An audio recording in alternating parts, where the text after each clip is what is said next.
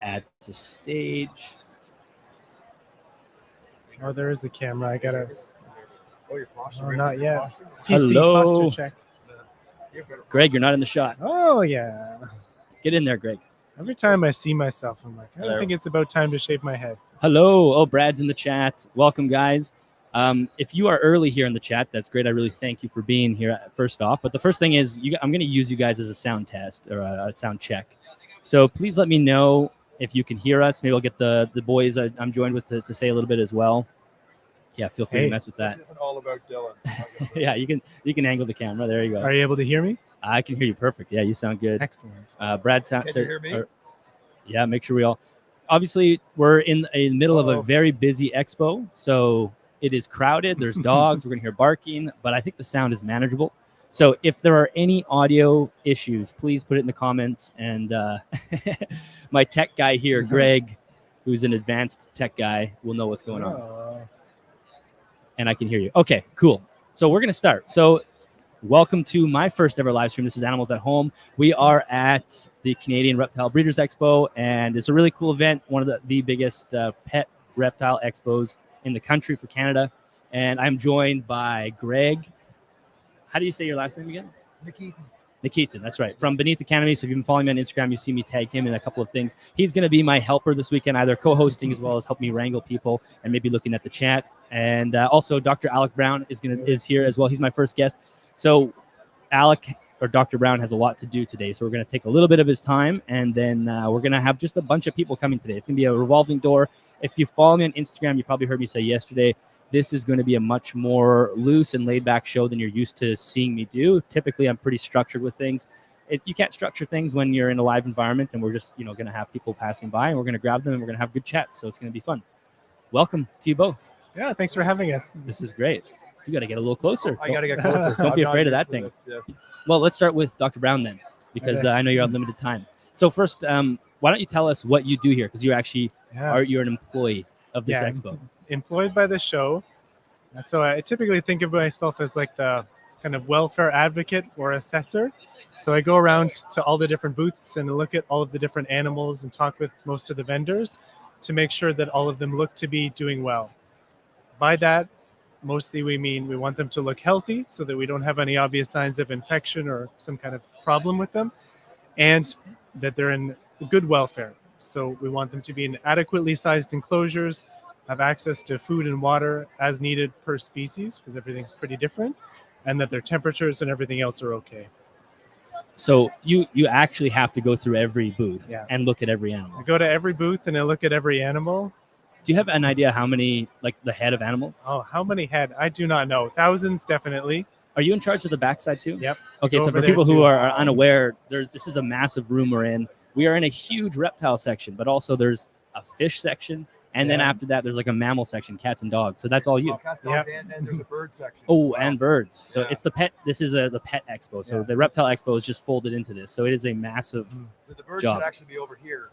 part of the reptiles. Yeah. That's true. They shouldn't be with the dogs or the cats. That's actually cruel. Yeah. That's crazy. Yeah. So you have What do you think about that, Dr. Brown?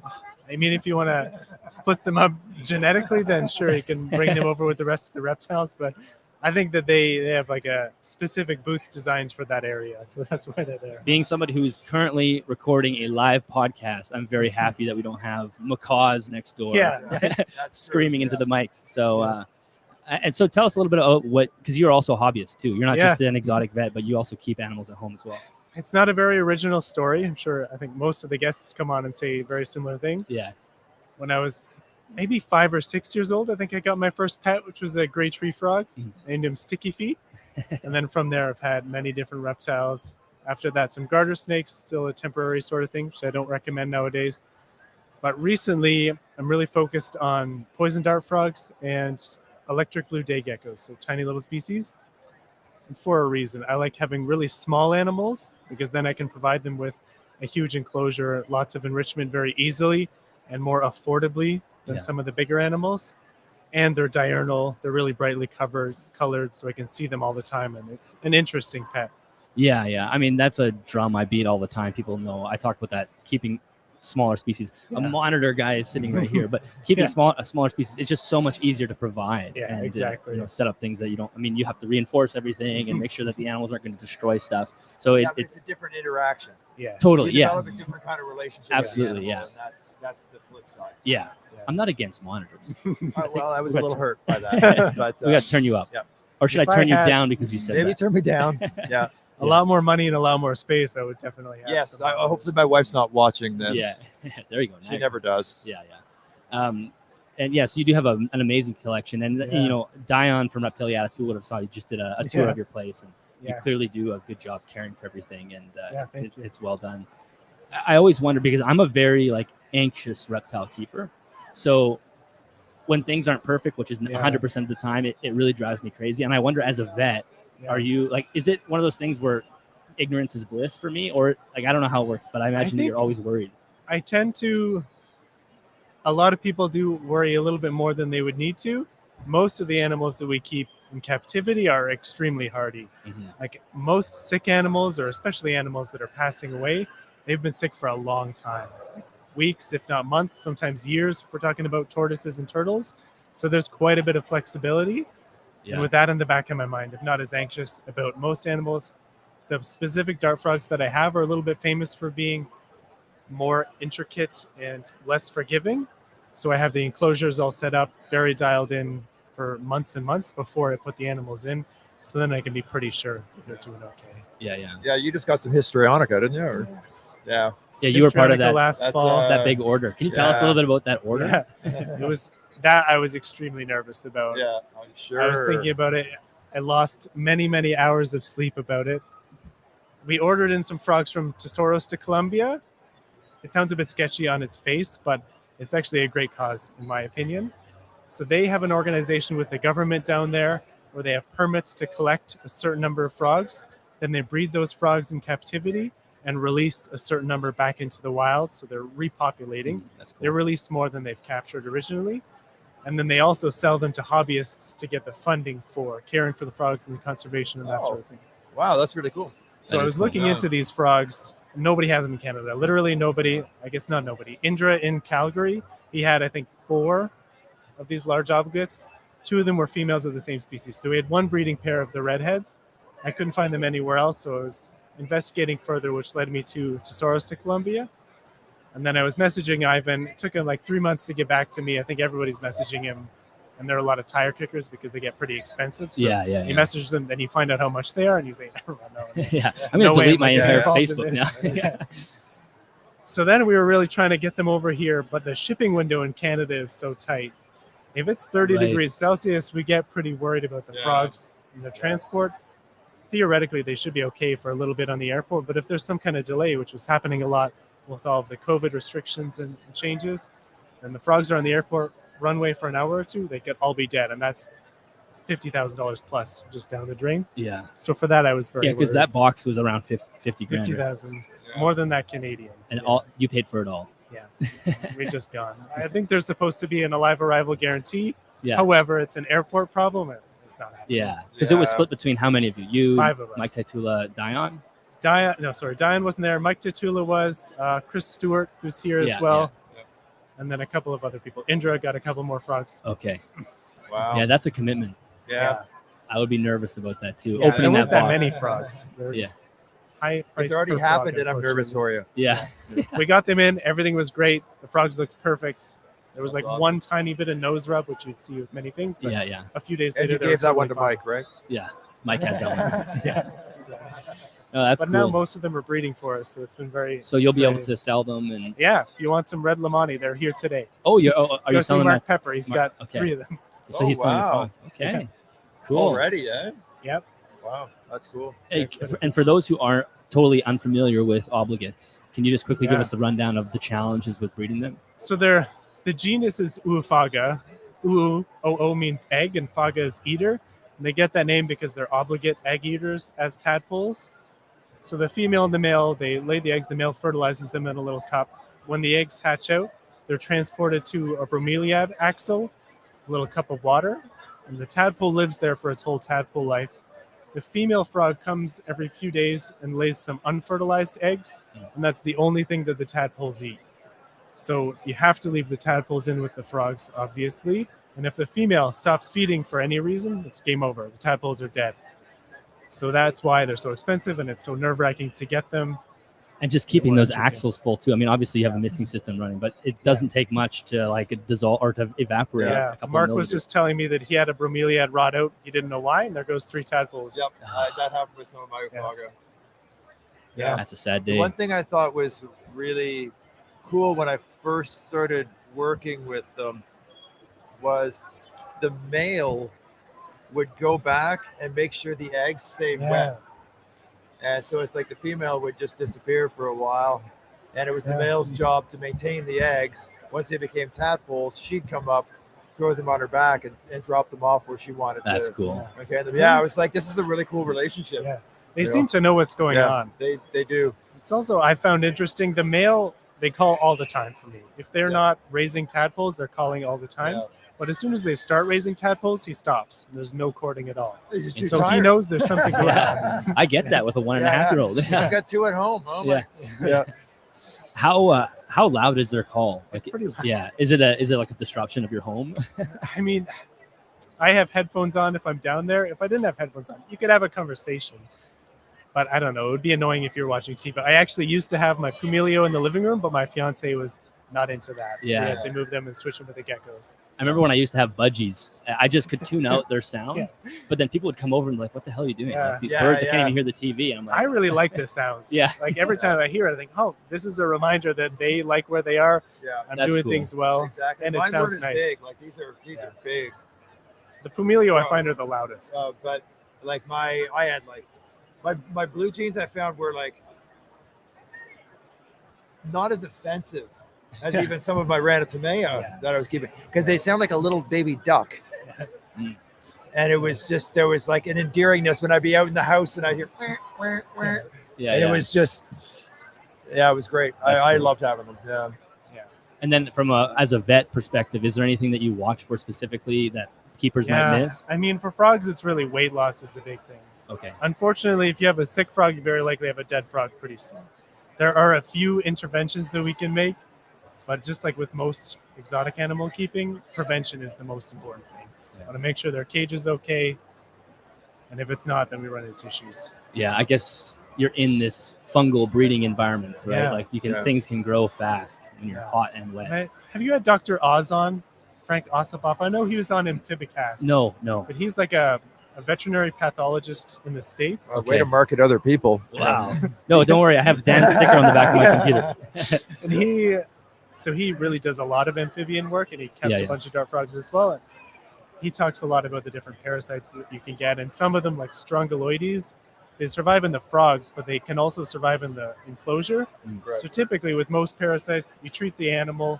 Once that's dealt with, you can maybe keep them out of the enclosure for a while or thoroughly clean it and you're okay. But with these strongyloides, they're a lot more scary because you treat the frog, but then there's still a whole bunch of worms completing their full life cycle in the soil. So as soon as you put animals back in there, they infect the frog again. Right. And you basically have to tear down the whole tank, which can be hundreds of hours of work and sometimes thousands of dollars just gone. Yeah, that's tough. And so then the other, I think you said we talked about the small species, but I also know that you're anti-cricket. Yeah. Is that part of the small I'm a species? completely cricket-free household. Yeah. I hate crickets. I've bred bearded dragons in the past. It's probably why I hate crickets, just ordering in thousands and thousands every week. Yeah. They smell so bad. They're so noisy. They escape all the time. We were just talking about We They were die just right actually away. talking about it because Yes. I argue with them smelling bad, because I think that Yeah. the death rate, I think, is what makes them smell Yes, bad. exactly. And if you really keep up on your crickets, as 90% of us don't, Yeah.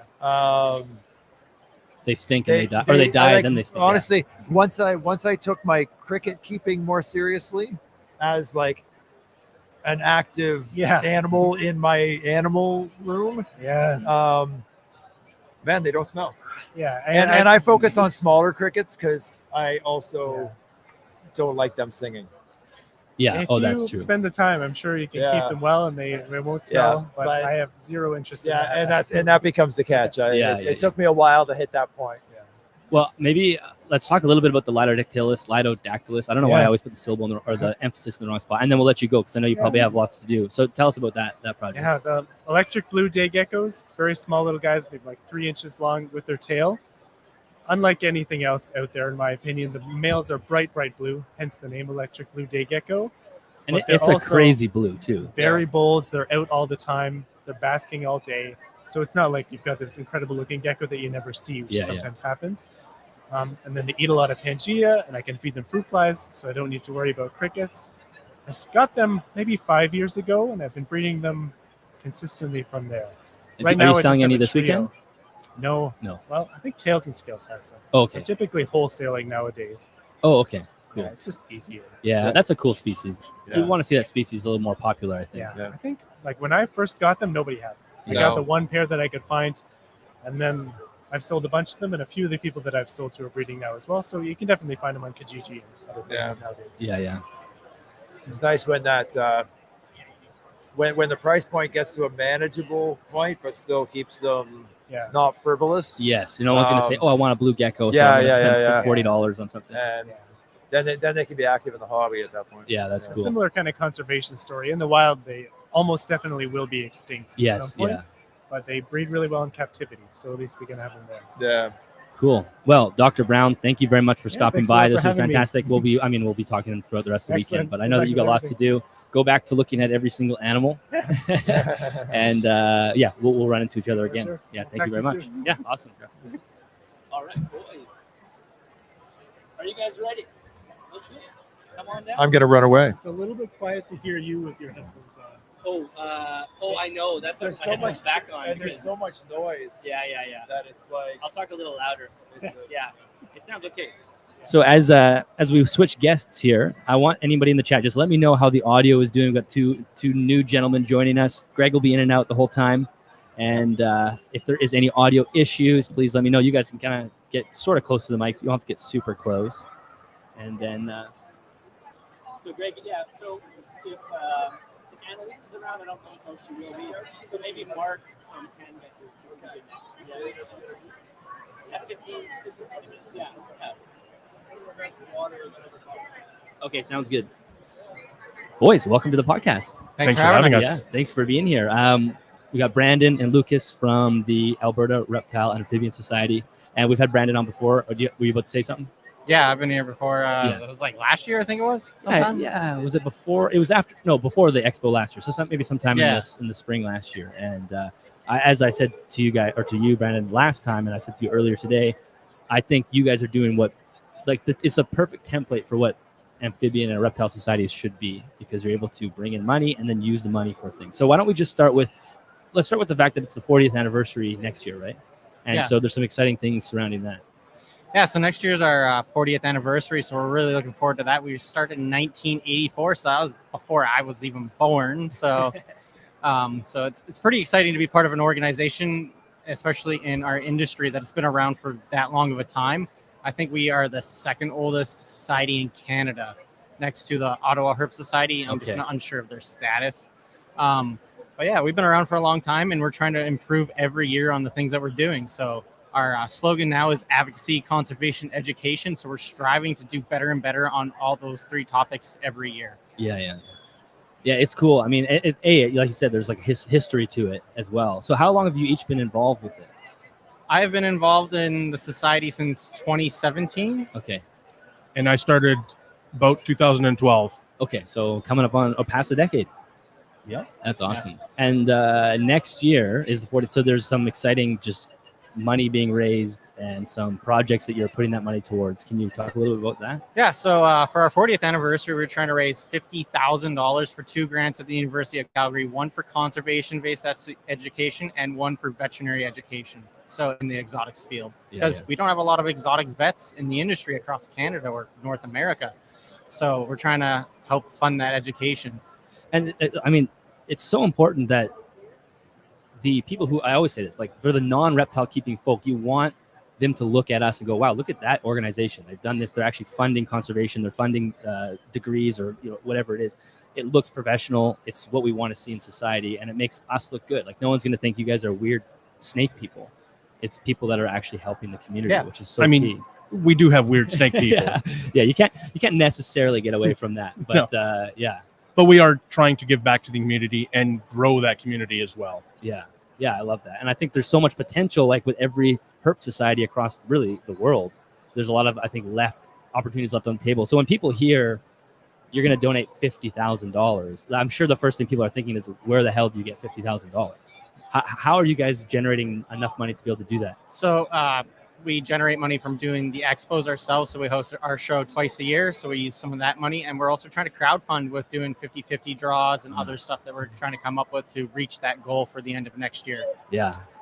Yeah, the Calgary Reptile Expo has been a very popular event within Alberta, and it draws a lot of people there. And we're able to use 100% of the proceeds to fund our initiatives like the ACE program, the Advocacy, Conservation, and Education, but other endeavors that we're working on as well. Yeah, our organization's 100% volunteer ran, which is very hard to do for Reptile Society because nobody gets paid for their work. How much work do you guys put in? You guys put a lot in. It's a part-time job. It's part-time. I take time off of work to do meetings with the government and all sorts of stuff. Here even, right? Come here. Yeah. I took time off of work to come here. It's dedication. It's for me, it's a long game because I want to see the community grow and do well long term. Yeah. And without the effort that we're putting in, I have a feeling it wouldn't last as long as we would like it to. Totally. Well, and the other thing too, you guys have built a good relationship, or I don't know how good, but a relationship with the politicians in the area too, right? Like you guys are working with government to help when bylaws come in, and that's huge. Yeah, in 2014, in Alberta, almost all of the dart frogs became restricted or illegal. Right. And organizations like T.A.R.A.S, C.R.BE, which is the Edmonton Reptile Expo, our society, and other organizations banded together and worked with government officials to have that overturned, and we were successful at doing that. Yeah, which is amazing. I mean, because so often it's like this contention between those two parties, right? Yeah. We hate the government because they put rules on us instead of there's no mediator between them. And you're able to fill that role. Yeah, we got to come to some sort of happy medium, or the AR groups are just going to get what they want. So because they got a lot more money and they're a lot more organized, so they're doing what they want. And if we don't have anybody to intervene, they're just going to get their way. What's it like communicating with them? Like, is it weird? It was weird at first trying to establish those relationships, and then telling them about what our organization does and having all these positive things that we do in place makes a huge difference. So like all the rattlesnake research project that we're doing, the grant to the University of Calgary, the new grants that we're working on, and all the other stuff that we're doing makes us look so much better in their eyes, and that we're doing something for the community and for the environment, which plays a huge thing. Climate change is an ongoing issue, and if we're not involved with that doesn't look good for us. Yeah, it doesn't. It comes off as just very self-interest, right? Like it's like, oh, they just keep animals because they want to keep it. There's no extra step, which I think you absolutely need, and that's what you guys like completely nail. And so. How difficult is it to do the expo? Like when to put on the expo and to run the expo? Is that a crazy amount of work, or is it? That's a Lucas question. Yeah, it's an incredible amount of work. Like I said, it's now become a part-time job just putting on the Calgary Reptile Expo. Right. But it's very rewarding because we're able to bring together a host of different like-minded individuals, both in vendors and patrons that are coming to the show to check out these really cool reptiles. That's cool. Tell me a little bit before we get more into T.A.R.A.S, just about your own private keeping at home. What do you keep at home? So I raise dart frogs. Okay, you're a dart frog guy. Yeah. Okay, that's cool. And I know we've had you on before to talk about some projects. Are you still working on the same things? Or? Yeah, I still have Madagascar giant hognoses. Some of my other species unfortunately passed away. They were wild caught, so I don't know how old they were. I've had them for about almost 10 years, some of them. So. Yeah. So unfortunately, my collection is dwindled down due to that. But that's not a bad thing. But I still have some boas. I'm working on some cool displays for them. Just trying to downsize a little bit of my collection and provide better enclosures for my pets. I don't breed or anything because I find the value in doing stuff for T.A.R.A.S has more long-term value than just producing some snakes for the community. That is actually a really good point. And this is a point that I make quite often is sometimes reptile keepers, we want to do the next thing. So breeding is the next obvious thing, and it's exciting, and you get to, maybe make some money, and there's just a little bit of a extra challenge to the reptile, community. But you know, like you said, we don't always need more snakes or whatever it is. And so to find something that you can actually get that enjoyment out of that's maybe not breeding. And I think local societies is the perfect place to put that. Yeah, there's lots of enthusiasm. opportunity depending on how your local organization is ran. And maybe it's not ran to the best of its ability. So if you have the skills, you can potentially change that. We'll pause for this. There's an announcement about food. This is a great opportunity to learn from the original or the pioneers of the agricultural world. Wow. Aquaculture is a big thing over there. Be sure to drop by ZooMed, our sponsor of this event and supporter of the hobbies in Canada for many decades. They're here for you and they're happy to answer those questions on those new products. ZooMed. Thank you. So imagine if someone's sitting at home right now and they are in a community that either doesn't have a society or has a kind of maybe a quasi-functioning one. What would be a tip to get that thing going? So that's actually a great question. Our organization has been helping other societies get started or rebuild across Canada. So we're helping them figure out the bylaws that they need, the stuff that they need to set up their organization properly and run, and even funding. So as long as they're starting to put in the legwork, get registered, and create bylaws, then we'll start helping them get funded. So that way they can pay for some of the stuff that they need to do. And we have resources from our own training on how to properly run nonprofits and give us ourselves better direction. And we're offering that to people for free because we want to see the community grow and nonprofits be successful. Yes. So, and we have some of the tools to help people with that. And we're willing to help people. So I've been helping other organizations get started. People up in Fort Mac are trying to start one, Grand Prairie. I've helped Winnipeg Reptile Society get started. We use Zoom for our meetings, and I let some other organizations do that so they can have their own meetings because they just don't have the funds to fulfill that right now. Right. Yes. Yeah. One of the largest challenges that any society faces is apathy. A lot of people go, I'm busy, or it's, somebody else will do it. And that was one of the challenges I faced in 2014 when we were facing the dart frog ban was nobody was standing up to say, hey, this is wrong. We need to have this changed. And that's where I got heavily involved at that point to bring that forward. But that's something we struggle with every day is apathy. Yeah. People are interested in themselves. And that's the thing. But once you realize how much potential there is to grow and how much enjoyment you can get out of doing something like this, you probably realize, it's kind of goofy to think like I want to stay in my own snake room and just do my own thing. Once you start experiencing like the broader context of the community, you probably feel like this is a much more important part of the world. And taking it beyond yourself and the younger generation coming in. Right? We all have stories of when we were little and that first interaction with a lizard or an amphibian. But now with more urbanization and bigger cities and a bigger population density, there's less of that happening. We're not running out to the creeks and to the lakes playing with these animals and learning about them. Yes. Yeah, exactly. Yeah, like a lot of biologist stories of they had some reptile guy who brought some snakes and lizards to their school and they became a biologist later in life. Exactly. Right? So that's how a lot of people got their experiences. And without that, a lot of people aren't going to have that. So that also brings up a bill that's potential here in Canada, the Jane Goodall Act, Bill S-241, which is going to ban a lot of roadside zoos and animal educators. So that's a big topic that we are currently working on with a lot of people in the industry. And we might have to go testify against that law. Like in Ottawa, basically. In Ottawa. So that's the big game. So, I'll be potentially going to testify against that on behalf of Western Canada.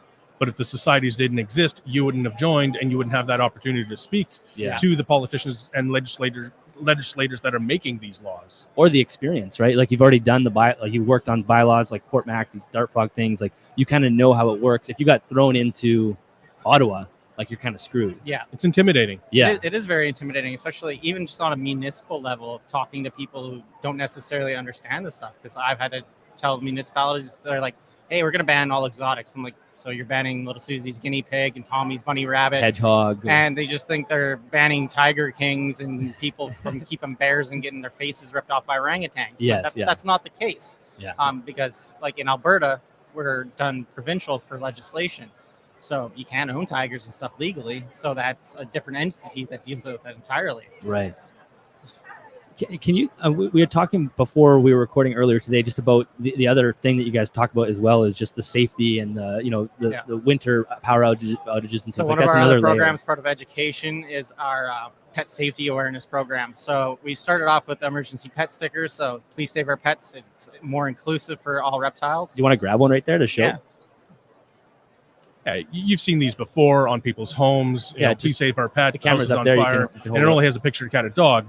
With these ones, we tried to be more inclusive. Add birds, reptiles, amphibians, spiders, just all sorts of. It's even got various fish different on animals. there. It's even got fish. How Yep. the firefighter are going to grab a cup and? Well, and the thing is, it's not all firefighters and rescue personnel It's just knowing. feel comfortable, but Yes. it helps them know what they're going into and what their kind of priorities are going to be. Yep. Yeah. If they see that there's a bunch of aquariums in a room, they might try to protect that room a little bit more. Yes. Yeah.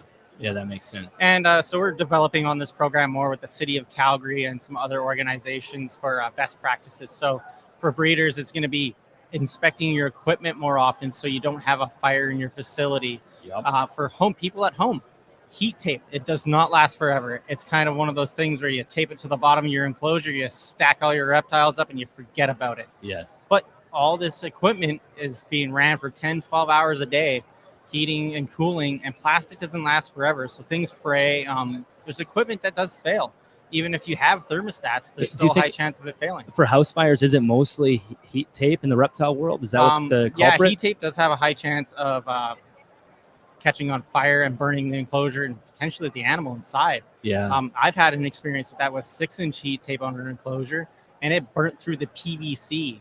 Luckily, the animal's on the cool side, but that's still really scary because that could continue to burn potentially. Yeah. Well, And also knowing what kind of fire extinguisher and other stuff that you need for your reptile room.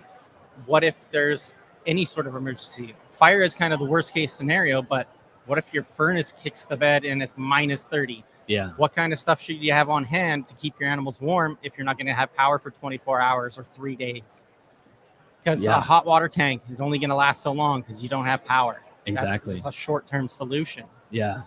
Yeah. My wife was asking the other day, like, if we lost power at a classic Manitoba blizzard, how long would we have before it would be a problem? I'm like, Usually it's a few hours because Yeah. they're usually good about it, but in a mass emergency situation, it could be days. yeah, and you would be cold in, I don't know, Like 8 hours. You'd be feeling cold. In Yeah. 16 hours, you'd be having problems. I had that Exactly. situation happen to us. Fortunately, the power wasn't out long enough, but I ended up getting a generator and hooking up some heaters just to warm up the rooms a little bit more to keep those animals safe. Yeah.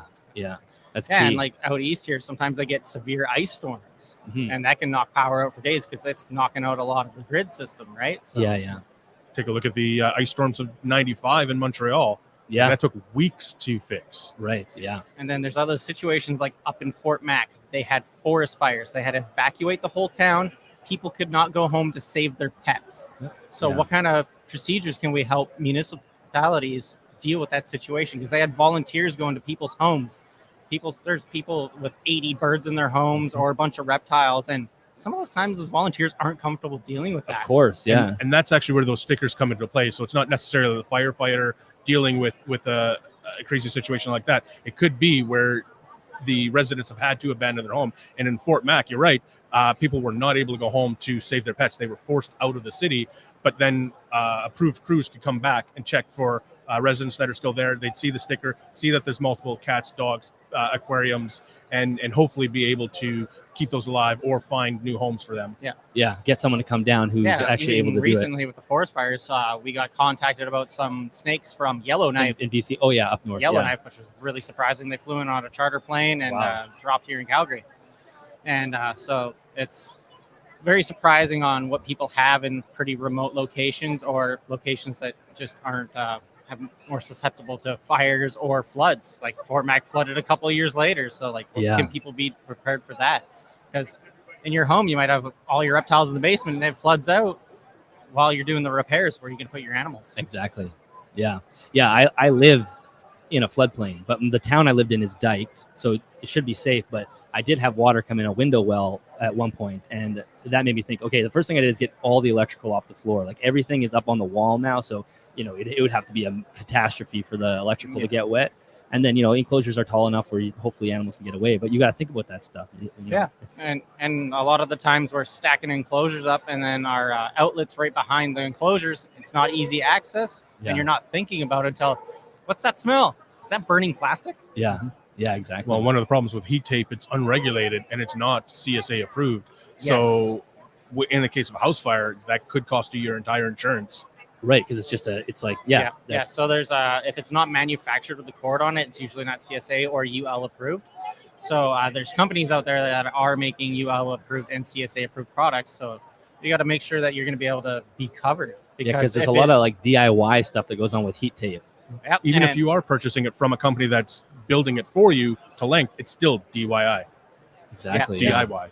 Yeah, DIY. It's not regulated by the CSA. Yeah. And then insurance will just be like, all right, we can't do anything about this. See you later. So you burnt your house down. What are you going to do? But you're right too. Like a lot of these enclosures or like rack systems, they come in with the tape embedded, and nobody replaces that. It's just sort of that's how it is. Like you're always going to use that tape. So you were saying that you thought the 12-inch tape was safer. Yeah, in my experience, it's been safer. But like the smaller sizes seem to have more issues. I'm not sure if it's just the manufacturing process or not. But I'm trying to get away from heat tape because of the fire issues and the potential hazard.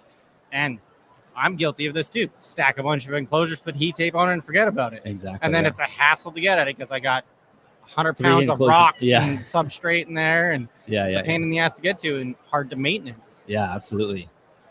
Well, you guys are up to some amazing work. I'm happy to see you guys both here and being able to interact with the public, and you're giving out these stickers. So anybody who is going to be at the show, you can come to my booth or the T.A.R.A.S booth, and you can get those stickers and information about them. Is there anything else you guys want to say before I let you on your way? Definitely tell everybody where they can find more info about you. You can find us on Facebook at the Alberta Reptile Amphibian Society, albertareptiles.ca, Alberta Reptiles on Instagram.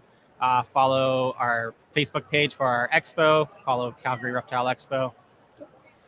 I think one of the last things I'd leave with is that if you're considering joining the society, stick around. We need bodies more than anything. The money is the easy part. It's getting the bodies and the people to do the work. Yeah, and if you are leading the society, give tasks to people. They want to work. Give them something to do. Don't hoard it just for a few individuals. That's a really good point. And sometimes tasks too, or objectives of the organization take a couple years, but break them into small subjects that you can attain. And then people feel accomplished with those tasks. Because like, hey, we reached $10,000 or $50,000 grant. That's a big landmark, right? Yeah. And don't get discouraged when people are coming at you going, oh, you're not doing enough or you haven't done anything. You're doing the best that you can. Yeah. Continue to do that. And if anybody wants help with setting up an organization or trying to figure out a better plan for theirs, feel free to contact us. Awesome. Well, gentlemen, this was great. Thank you so much for coming by. I'll see you for the rest of the weekend, but this was awesome. So anybody, go check them out. And that was amazing advice at the end there. So awesome. Thank you so much. Thanks for having us. All right, guys. We'll see you later. You ready? Come on over. How's it going? Yeah, you might want some water. Yeah, come take a seat, Annalise. Maybe go here. It's a little bit better. Yeah, it's a little like farther away from the noise. Let me just check in with the.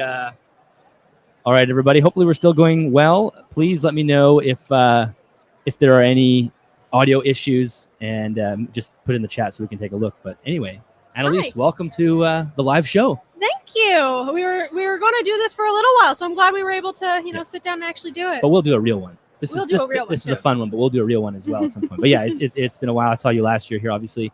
Are you done school? Are you what grade? I'm homeschooled. Yeah, I know. And my channel is most of my school, so it kind of never ends. Okay, but you'll eventually graduate. Yes. Yeah. Yes. And so is that this year or? That's next year. So technically, I'll be going into like grade 11 this year. Okay. But yeah. See, so let everybody know your channel quick. Okay, so I am the All Canadian Reptile Girl on YouTube. I do fun educational videos about reptiles, snake biology, lizard stuff too. And I have a bunch of reptiles at home. Some of them kind of rare, others pretty common. Yeah. Yeah.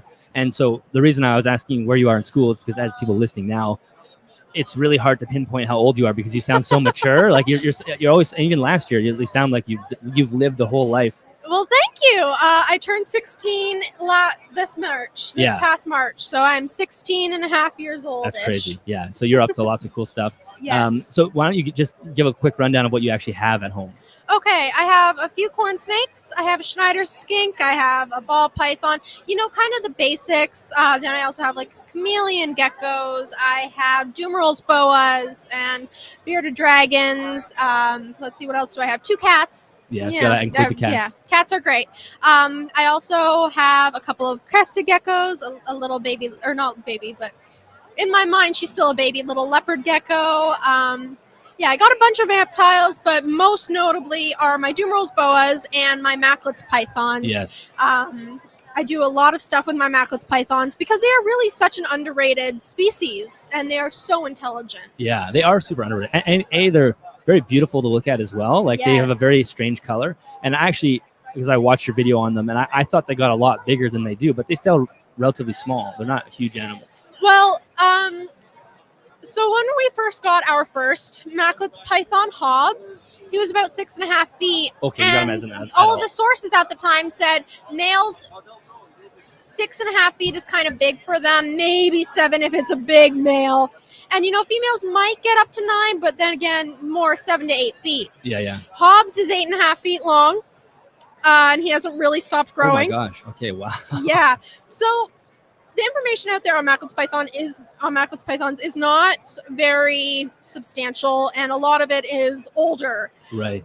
Because they kind of went out of sort of popularity a little while back, and I'm pretty sure that was because a lot of people were not keeping them correctly and enriching enough homes. Because so they were kind of out at their keepers. Yeah, they were kind of classified as like nippy snakes, right? Yes, and I noticed that they get more snippy the less enrichment they have, the less stimulation they have, the more angry they get. Interesting. Because they are just so intelligent. It's like a dog. In terms of that, like, keep a dog in a bathroom for the majority of its life, of course it's going to bite you when you open the door.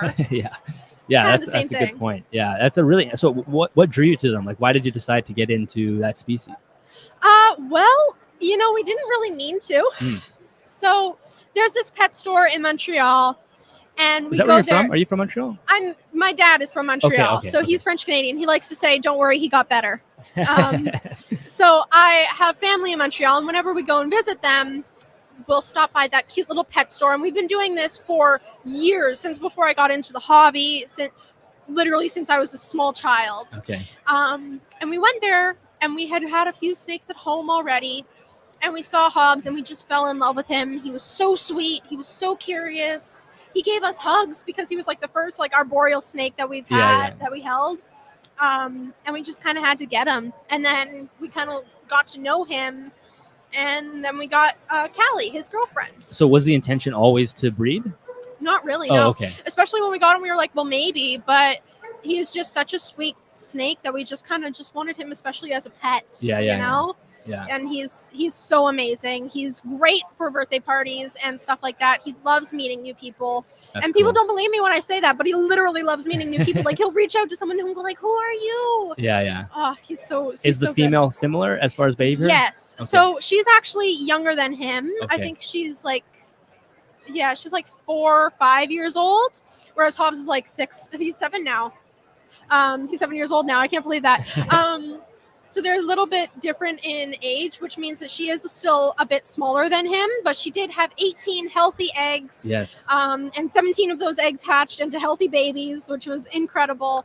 But yeah, no, she's very similar in temperament. So sweet, still curious and active and smart and tuned into everything. Yeah, that's She's cool. fantastic. Well, maybe you'll start the new revolution, get that species back on the. Well, I hope so. I mean, if you look up Macklets python, my care guide is like the only thing that comes up. Yes, so And there it's you the go. first thing that comes up. So I mean, and I know a couple of people who got Macklets pythons, like Josh Waters. From I think he changed his name. Josh's Exquisite Snakes or Serpents. Okay, yeah.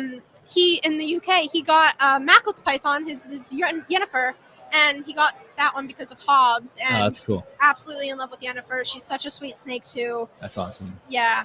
So tell the listeners about the little experiment you did with the hatchlings. That was pretty cool. So we had 17 little babies that hatched out of those eggs, and Callie was a great mom. She didn't give us any fuss when we went to take the eggs out of the enclosure. One of the babies did go to Adam Wicken, so we ended up with 15 babies for the little experiment, or 16 babies for the little experiment. Sorry, can't count apparently. So what we did was we broke them up into 3 groups. 4 snakes were no touch other than for like regular maintenance and to make sure, they're healthy and alive. But other than that, do not touch. Then there were 6 snakes in a handled 3 times a week. Okay. And then there was handled every day, which was another 6 snakes. And I actually learned a lot about how to handle those babies well in a way that works well with them. But I also learned a lot about, their temperament and how it changes. And even though they are still very, very cage defensive after this experiment, which granted only lasted 2 weeks because we didn't want anyone else to fall too far behind. Yeah. It's such an incredible difference. So at first, we would take out the babies and we'd get bitten in the enclosure a bunch, as is customary with baby snakes. Yeah. And then we would hold them and we would still get bitten while we were holding them and handling them.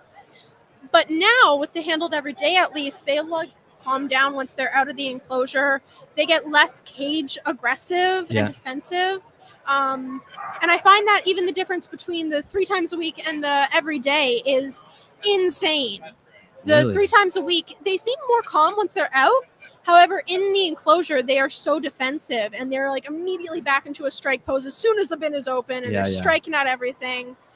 That's cool. So when you said you learned a lot about just handling baby snakes, what did you learn? Well, I never really handled a lot of arboreal baby snakes before. They've all been like baby corn snakes and rat snakes working at the pet store, which rat snakes and corn snakes will climb, but not like a Macleod's python. They don't grip, like an arboreal. They don't grip, right. And I gotta say, the babies are kind of dumb at the same time as being incredibly intelligent because, well, I learned how to take them out of the enclosure while minimizing as many bites as possible for their sake and mine. Yeah. I'd like to bleed as little as possible throughout this experiment. Yeah. But if you can distract them with one hand and just go around slowly and like almost imagine as your hand is like a snake hook. Yes. Okay. And you just like pick them up and they're fine. Yeah. Which I didn't really know how to do that before. So I learned how to handle them better. And because they're such an active and keyed in snake, I noticed that a lot of the times, if you just let them sit still in your hands, they would go back into that defensive mode.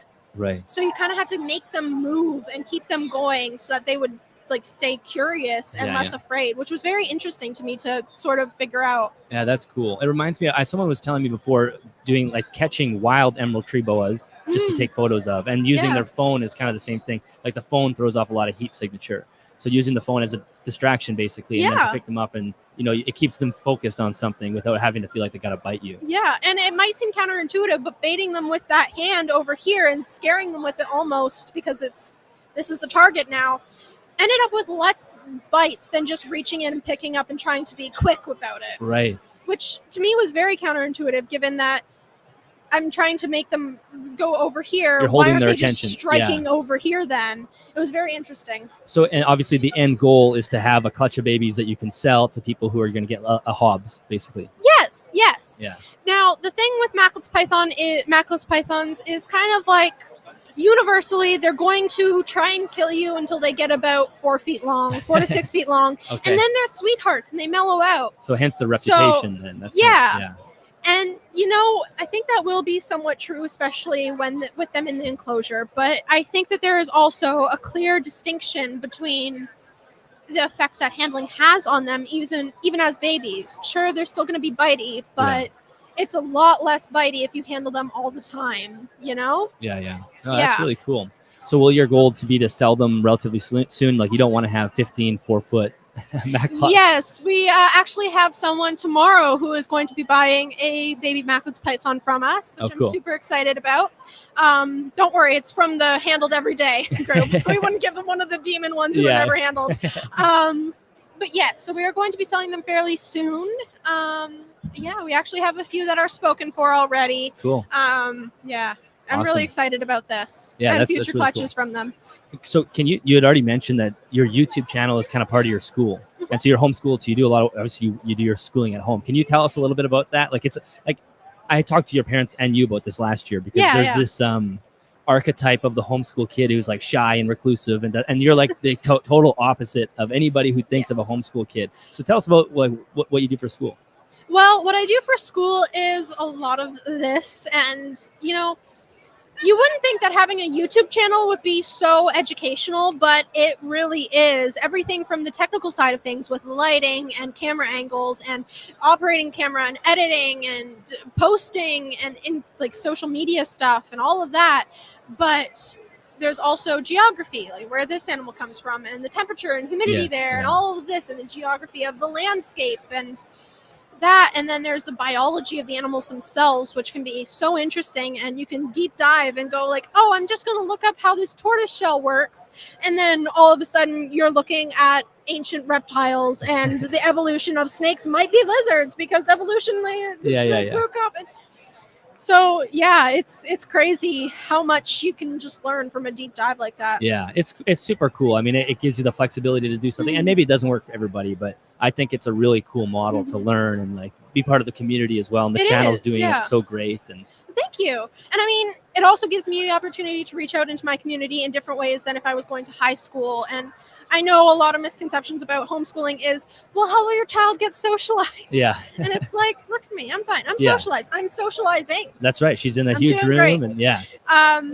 But yeah, and I've become like, I'll go into summer camps and do stuff for summer camps and stuff like that. We actually did it for the Museum of Strathroy this past summer, and I'll end up teaching little kids about these animals, which is so interesting that I've come that far from learning all of this stuff to the point where now I have enough information that I can start teaching 4-year-olds and 6-year-olds about these incredible animals.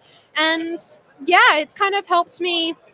My presentation skills with this YouTube channel have certainly skyrocketed compared to where I started when I was 12. Don't ever go back and watch anything from like a year ago further back. No, it's not good, but it's good to see the progression. Absolutely. Do you are you lurking, Greg? Do you want to jump back in?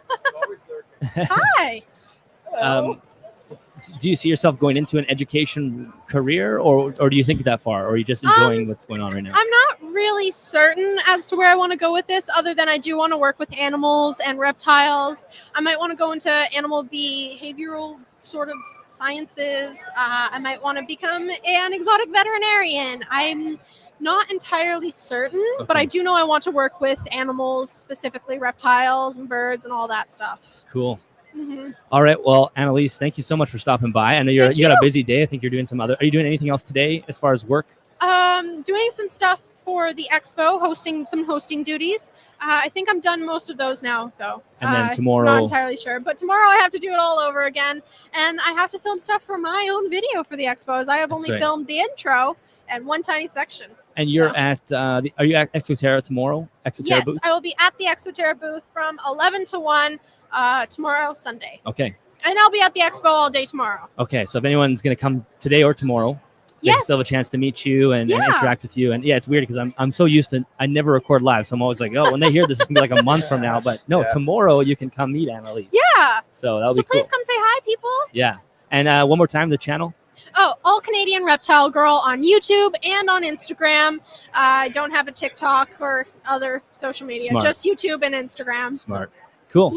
Smart idea. All right, Annalise, thank you so much. That was awesome. We'll see you throughout the day. Yeah, yes, that was fantastic. Yeah, thank you so much. Thank you. Bye-bye. All right, bye. That was awesome. Thanks, guys. Mark, come on. That was good. Oh, that was perfect. Yeah. We'll come chat once we're all done here. Yeah, absolutely. Yeah, for sure. Yeah. Yes, I know she is very well spoken. That's why it's weird. Like you talk to Annalise and you're like, "Are you 30?" Like she just sounds so mature. Yes. It's so confusing. She's like, "I just turned 16." I'm like, "How's that make sense?" I know. It blows my mind whenever I actually realize. Yeah. It's crazy. Mark, welcome to the show. Thank you. Thanks for coming by. How's the show going so far? Busy enough at this point. Yeah. And we took you away from your table, so you're missing out on sales right now. Yeah. Is somebody watching for you? James has got me covered, okay, so I appreciate him. Yeah. Good. Tell us who you are and your business. So my name is Marc Brunston. Business is Can Geckos, so specifically working with leopard geckos, Eublepharis macularia species. Really, so I was into reptiles ages and ages and ages ago. And I say that because I'm over 40 now. Got out of it, started a family, got bored during COVID. So 2020. Oh, it's a COVID thing. Oh, interesting. 2020 is when I kind of brought in all of my breeders and got back into the reptile. Were you leopard gecko before? So I did leopard geckos before, really kept them as pets, and I bred them as a hobby at the time. Okay. Never marketed or had a company. More so it was snakes back in, probably 2005 until about 2010 when I got out. Okay. So ball pythons, carpet pythons, green tree pythons. And it wasn't that I was breeding and marketing them at all. It was really a passion. I love snakes. Now, why leopard geckos is the next question that somebody would logically ask. Yeah, you read my mind. Number one, I've got a young family, so wife, 3 kids, 8 is my oldest, and then 2 5-year-old twins. Oh my gosh. Yeah, all girls. I'm busy, but I'm not allowed to have snakes. Yeah, okay. So I'm in the same boat. To be honest with you, my wife was like, "You can have your crazy animals, but no snakes in that." Well, and that's it, right? Yeah. So no, that's You work with what you have. Yeah, and the agreement my wife made was, like, all right, you can get back into reptiles if that's a passion, but I don't want to smell them in the house. Yeah. And they're not going to impact us, right? Yeah. From either a financial I don't want to know that they're here. Balance perspective. Yeah. My wife felt the same until my Savannah started free roaming. Why is a dinosaur in the laundry room? Like, she's in the bookshelf again. Yeah. So So that's what you got back. So was there something specific that drew you to leopard geckos, or they just kind of fit that bill? So I always enjoyed leopard geckos, but it was probably like before I got back into it, my niece wanted a leopard gecko. She was 14, 15 at the time. And I started looking for one for her because I knew where to get one 10 years ago. I must still know. No, all those old forums are shut down where you used to buy reptiles when I was into it. All the forums are shut down. There's like, exactly. So, but the more research that I did, the more that I saw that, like leopard gecko, there's not a tremendous amount going on in Canada right now. Like that was booming when I left. And, a lot of the different breeds had just started coming out. Like an Enigma had just been discovered in leopard geckos when I was getting out. That's how far back it goes. And don't work with Enigmas. Yeah. Like if anybody's working with Enigmas, don't buy from that breeder. Yeah. But so there wasn't a tremendous amount. And then the further I went down the rabbit hole, what I found is what was available in Canada wasn't stuff that I even trusted genetically. So in terms of knowing all of the possible hets that are in that animal and the way that the lines that are being worked with. So I went down the rabbit hole. I got her a nice pet animal, but I, on my side, went down the rabbit hole. What she thought was a simple pet. You're like, well, it's going to take me 4 weeks to find some blood. But no, I started looking at the different breeders that are out there and what they've done with leopard geckos. And I imported all my lines from the States. So from gecko boa, suburban geckos. I got a couple from Ron Tremper's legacy line when he was getting out, selling off to his collection to Julie Bergman, who's taken over. Okay. And that's where I knew that I could trust all those genetics, right? Like a no-head animal was truly a no-head animal. And with leopard geckos, this is critical because there's 3 different lines of albino that you don't cross and muddy the waters, right? Yes. There's eye traits. There's the snows that there shouldn't be crossed because you can't tell them visually apart to know what that animal is. Oh, man. Wow. Yeah. Because I would go about it the same way as you but I can imagine it would feel like you open everything up and you're like, oh, this is a rat's nest. Like there's no way to actually get to the to find a base layer here of animals that are good to work with because it's just a disaster. Yeah.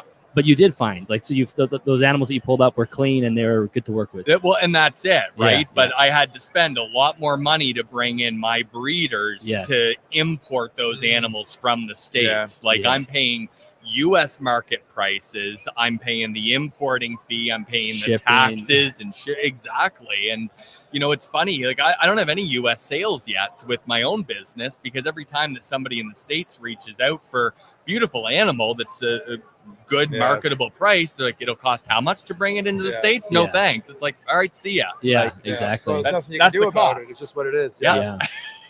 But that, I mean, it's so crucial. And I think, Greg and I were talking about this earlier, how easy it is for people to jump into the breeding world and kind of put the cart before the horse. Yeah. And then we end up with an animal, like, you can't reverse its genetics. Once it's there, that's it. Like, there's no way to get, you can't use that animal for anything besides a pet. There's nothing wrong with a pet. That's totally fine, but you can't use it to breed. Well, and that's it. And, like every animal that I work with, I brought in from the States with the exception of 2.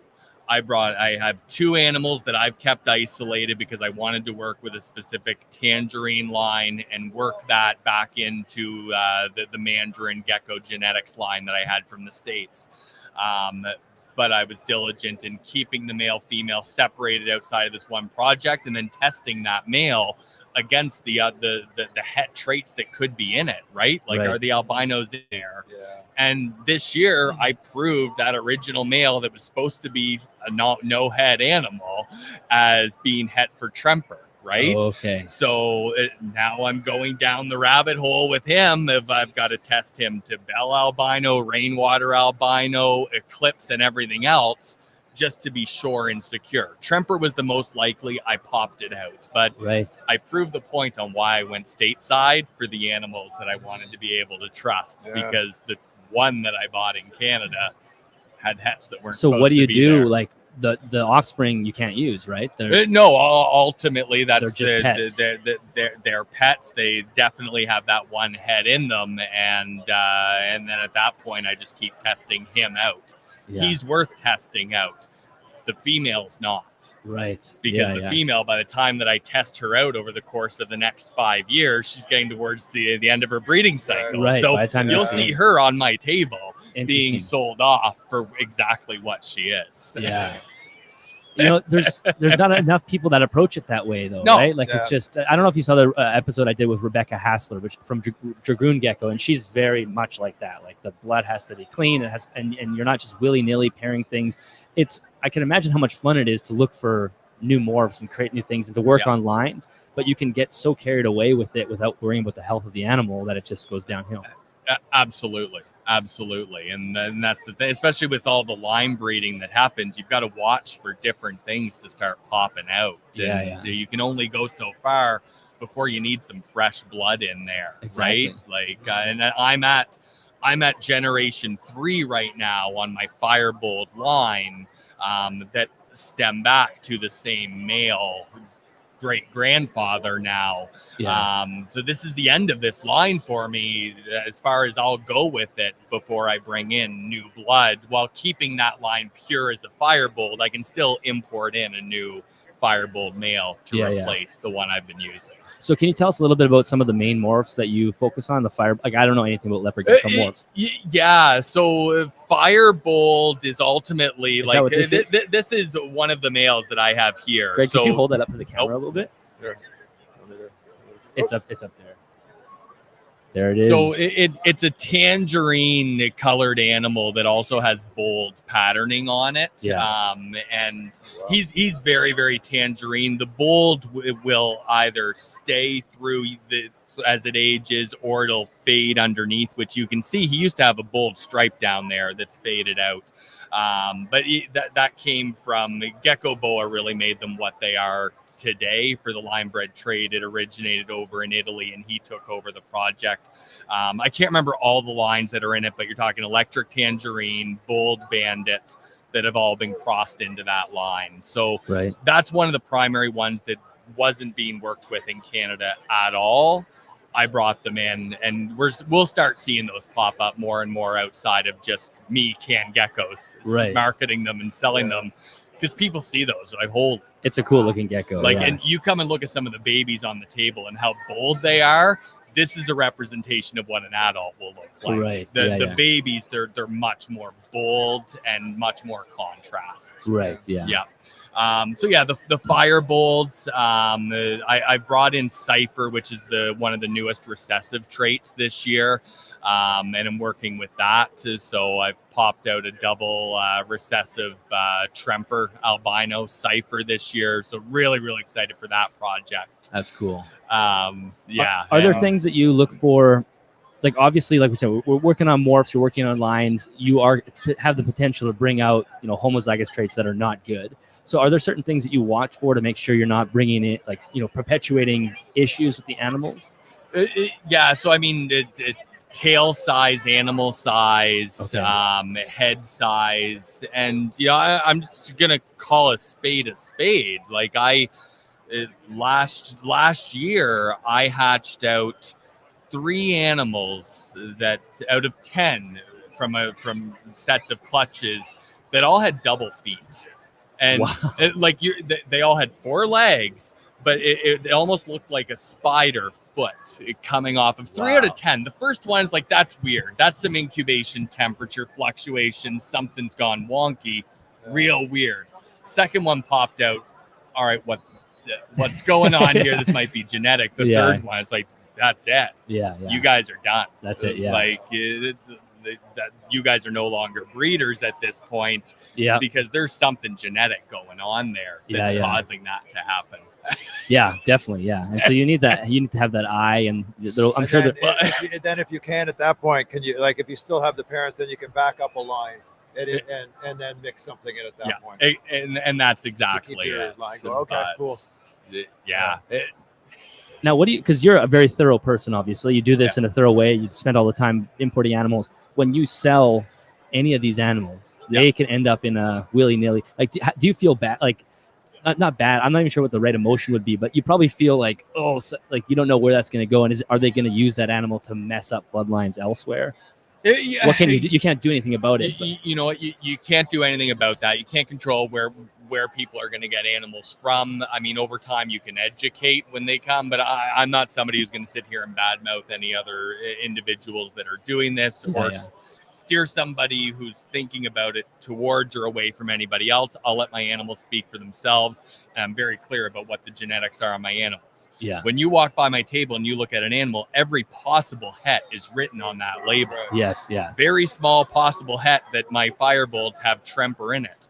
I've tested my original male against Tremper year over year. I've never popped one out. I'm 99% sure, but I'm not removing that label. Yes, yeah. That's key. Outside of that, I've refused sales to people, not because, you know what, they might muddy lines. I know where I'm going to buy stuff from. It's more so that I don't trust what they're going to go and how they're going to habitat that animal. Yeah. How's that more care animal? issues, more care right? issues. Like, Yeah. you know, breeding I'd like to issues. buy 3 from you. They can go together. No, they can't. You Yeah. can buy 1. Yeah, exactly. Yeah. Yeah. Yeah. And in fact, maybe you should buy none. Yeah. Like, yeah. Yeah. Yeah, I mean, that we see that a lot. And then that's, that is always one of the issues with an event like this, right? Because somebody can come in and just walk out with something that they didn't think they were going to buy. But you do have a higher price tag, so that kind of shields these animals from that a little bit. Yeah. Which I think helps. But yeah, it's a kind of a funny world. Do you have any is it just leopard geckos? Do you have anything else at home? Only leopard geckos at wow. this point. I mean, I'd love to explore into something else along the way, but that's just not where I'm at right now. And that's not what I'm set up for. So, yeah. You know what? I wouldn't be doing myself or that other species justice. Yeah. I've explored a lot of other species, and at some point I'm sure that I will, but not yet. Yeah. So what's That's your... good. It's actually good to know that of yourself, A lot of us can't say that. There's a lot of people will just kind of venture down. Well, and that's it. And you know what? I used to be the one buying at all these shows. Yeah. And every show I'd come home with something new. And I remember I went home with frilled dragons once. And man, those are awesome. Those are such a cool, fun animal to have. But after a couple of years, I realized that I'm not right for this animal in the stage of life that I was in and the care I could provide for that animal that needs some very specific care requirements. Yes. And I let those beautiful animals just go to somebody who could care for them. It can become, I mean, it's addictive. It's very addictive. I think we were talking about this earlier this morning, like the type of personality of people who get into this. We are very like fixated on things, and it's so easy to get just like you turn on to something and you can't turn your brain off. Like I was telling my wife the other day, having a brain like this is like kind of like a prison sometimes, because sometimes you can't, even if you leave the reptile room, like it doesn't leave you. It's like you're just constantly thinking. It's on repeat. Yeah, you're just thinking about every possible thing, and that it can be a really punishing feeling too. So if you can give yourself like strict boundaries, like I'm sticking here, that's probably pretty helpful. Well, yeah, and then not just species that I work with, but the numbers that I'll produce each year, right? Yes. I set out a number, and my number last year was around 70, and I produced 75 last year. Babies. Okay. This year, my number was I won't exceed 100. I'm going to finish off, I think it'll be about 85 this year. Okay. Which, that's perfect. Good. Great. Yeah. It was a weird year this year. Like with the temperature fluctuations in February and March, I found that my animals went in and out of ovulation. Interesting. And it messed up some of my females. I've chatted with a few people this year who've said things that produce consistently didn't even produce this year. And James was saying that too, right? And it's not that the temperatures in my enclosures are any different. I really genuinely believe it was just the external fluctuation. Oh, I think the pressure system, all that has to do with it. Totally. Yeah. We had a ton of heat in May and June in Manitoba, and then July and August was like fall temperatures. It was very weird. Okay. So it was like, when the animals pick up on all that for sure. Yeah. What so what is your setup like? Like do you have a room, a breeding room, or a basement? So I've taken over the entire basement basically. Haven't we all? And it just goes like this. I custom build all of my own racks, okay. Because I don't believe in spending the amount of money that those things cost when I can build that myself. Yeah. If you're handy, you might as well do it. That's exactly it, right? Like I can custom build a rack that'll house 20 adults for $200. If I was to go and try to buy that rack would cost me $800 right now, minimum. Yeah. Cool. Well, Marc, this was great. Is there anything else you want to wrap up with? Like, definitely make sure we say the brand name again. But is there any other reptile or leopard gecko things that you want to share? No, I think I've kind of shared. Yes, he could keep talking forever. I could. I really could. I see James lurking in the shadows. Right? Like, poor James over at the table. I'll get back there. But thank you so much for having me on. Again, Marc Can Geckos, come check us out. And if you're here at the Expo, go say hi to Marc and go check him out. You're on Instagram? Yeah, Instagram, Facebook, at Can Geckos. Awesome. All right, Marc. Perfect. Thank you so much. We'll come see your table in a little bit. Cheers. Awesome. See you later. All right. Hey, Nick, how's it going? Good to see you. What's up? Not much. How you doing, man? Cool. Well, we're just doing a live. You're gonna run? You're leaving? I think we'll get James on. Do you want to come on a little bit? Yeah, you can hang around. If you want to do a lap or something, you can. And then we'll chat with James for 10 minutes or so. And hey, Chris.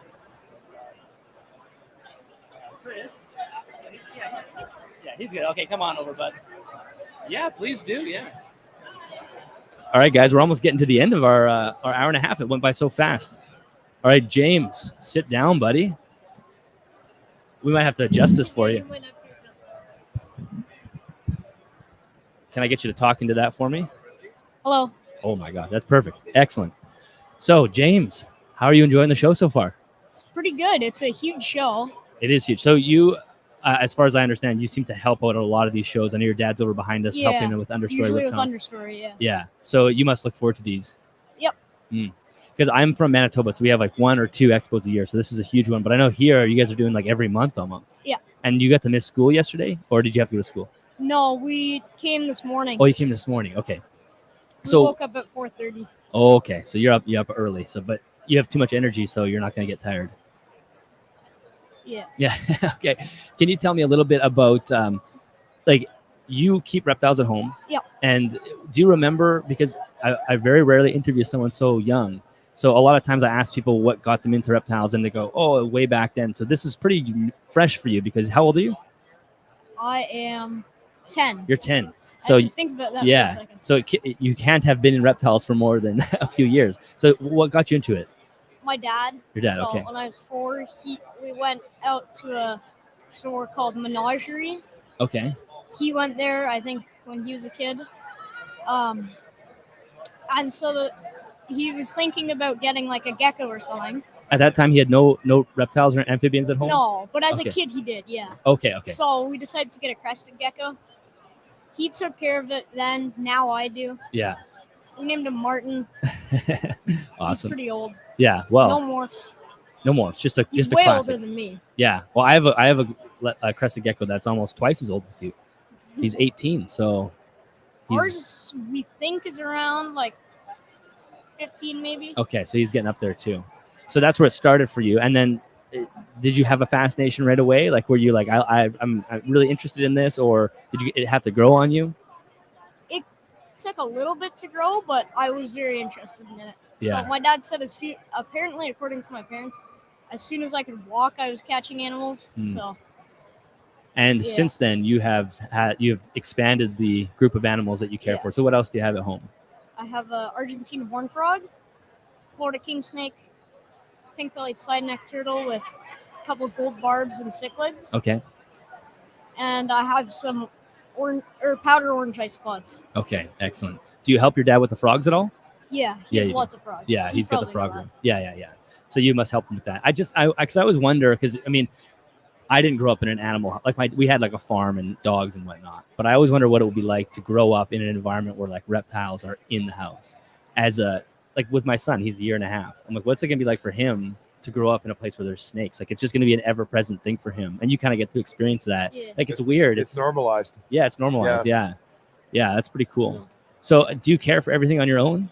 Most of it. Hmm. Sometimes my dad will do water changes and stuff for the turtle. Yeah. But you have the responsibility of making sure everything's fed and clean. Yep. Yeah. Do you have a favorite? Yeah, my Florida king snake. Okay. I want a breeder this year, but I don't know if that's gonna happen. Do you have a male? No, not yet. Okay.